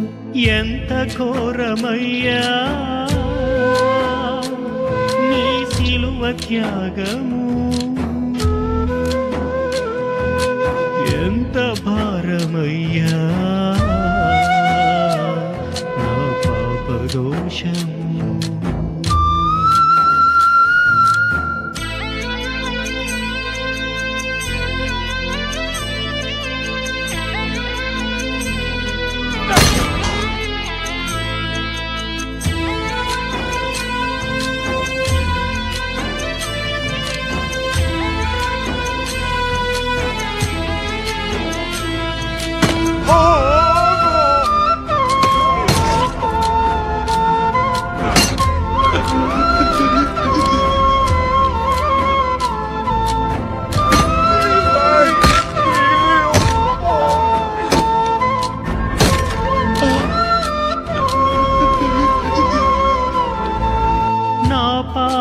శిక్షను నీవు భరించి ఘోరమైన శ్రమను నీవు పొందితివా. మానవుల పాపానికి మరణమే జీతమని మా కొరకై నీవు మరణించితివా. మహిమను వీడి వచ్చితివి, నిత్య మహిమ మాకిచ్చితివి. మరణపు ముళ్ళు విరిచితివి, నిత్య జీవం మాకిచ్చితివి. ఈ పాపి కోసమా ఈ బలియాగము? ఎవరు చేయగలరు ఇంత త్యాగము? ఈ పాపి కోసమా ఈ బలియాగము? ఎవరు చేయగలరు ఇంత త్యాగము? ఎంత ఘోరమయ్యా నీ సిలువ త్యాగము, ఎంత భారమయ్యా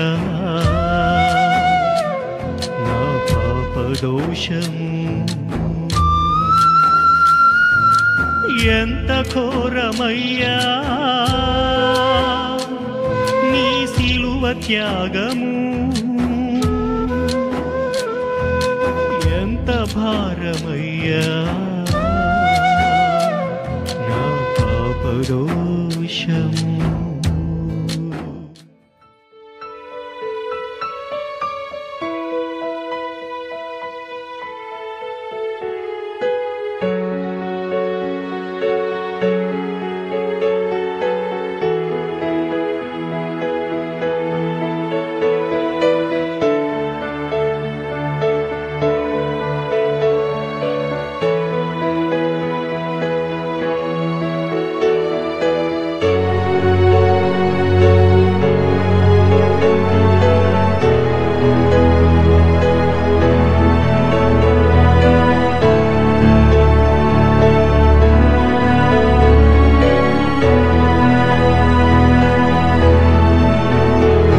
ప్రార్థన. ప్రేమగల తండ్రి, కృపగల దేవ, అందరికీ ఈ సంగతులు అర్థమయ్యాయి. నిజమే తండ్రి, మాటలకు అందనిది మీ ప్రేమ, వర్ణించలేనిది మీ ప్రేమ, పదాలకు దొరకనిది మీ ప్రేమ, ఏ భాషలో లేనిది తండ్రి మీ ప్రేమ. తండ్రి మేము కేవలం తండ్రి అది అనుభవించగలం తప్ప, అది కేవలం తండ్రి రుచి చూడగలం తప్ప, దాన్ని ఎప్పటికీ తండ్రి ఈ లోకానికి మేము పదాలలో మాట్లాడలేము. ఆ ప్రేమను మేము కలవరి గిరి మీద నేరుగా మేము చూస్తున్నాం. ఆ కలవరి గిరి మీద మీ ప్రేమను వ్యక్తీకరించడం మేము చూస్తున్నాం తండ్రి. ఆ ప్రేమ మాకు చాలయ్యా. ఆ ప్రేమ ముందు కట్టుకున్న భార్య అయినా, కనిన బిడ్డ అయినా, తల్లిదండ్రులైనా ఎవరు ఎక్కువ కాదు తండ్రి. మీ కొరకు మేము ఏదైనా చేయడానికి రెడీ అన్న విశ్వాసాన్ని మరింతగా తండ్రి మాలో బలపరచండి. అబ్రహాం ఆ విధమైన ప్రేమని చూపించాడు, మోసే ఆ విధమైన ప్రేమని చూపించాడు, దావీదు ఆ విధమైన ప్రేమని చూపించాడు, అపోస్తులు ఆ ప్రేమని చూపించారు, పౌలు ఆ ప్రేమని చూపించాడు. మాకు ఆ ప్రేమను నేర్పించండి. మీ కొరకు వదులుకోవడంలో ఉన్న తండ్రి ఆ జీవితం మాకు నేర్పించండి. ఆ సౌందర్యం మాకు నేర్పించండి. ఐగుప్తి సింహాసనం మీ ప్రేమ కొరకు మోసే వదిలేశాడు తండ్రి. తన తుచ్చమైన ఆశలు తండ్రి మీ కొరకు చంపేశాడు దావీదు తండ్రి. తండ్రి అబ్రహాము సొంత కొడుకుని ఆత్మీయంగా మీ కొరకు బలిచ్చేశాడు తండ్రి. తండ్రి ఎవరిని కదిపిన ఒక్కొక్కరు ప్రేమ ఒక్కొక్క తండ్రి ఎక్స్ప్రెషన్ మీ ముందు మీరు వారు చూపించగలిగారు. మేమే మీ కొరకు ఏమి చూపించలేకపోతున్నాం. మేమే మీ కొరకు తండ్రి ఏది కనుబరచలేకపోతున్నాం. మాకు కూడా నడక నేర్పించండి, వదులుకోవడం నేర్పించండి. మీ కొరకు సమస్త కార్యాలు తండ్రి వదులుకొని ప్రేమను అనుభవించడం మాకు నేర్పించండి. ఏ పిచ్చి ప్రేమైనా, ఈ లౌకికమైన విషయాలైనా తండ్రి మీ కొరకు త్యాగం చేసే గుణాన్ని మాకు అనుగ్రహించండి. ఈ మాటలు ఎవరు అపార్థం చేసుకోనక తండ్రి, మా తండ్రి ప్రేమ మాకు దొరికిందని మీ కౌగిట్లోకి రావడానికి సిద్ధపడే మనసును దయచేస్తారని కోరుతూ ఈ చిన్ని ప్రార్థన క్రీస్తు నామమున సమర్పిస్తున్నాం తండ్రి. ఆమేన్. సరే.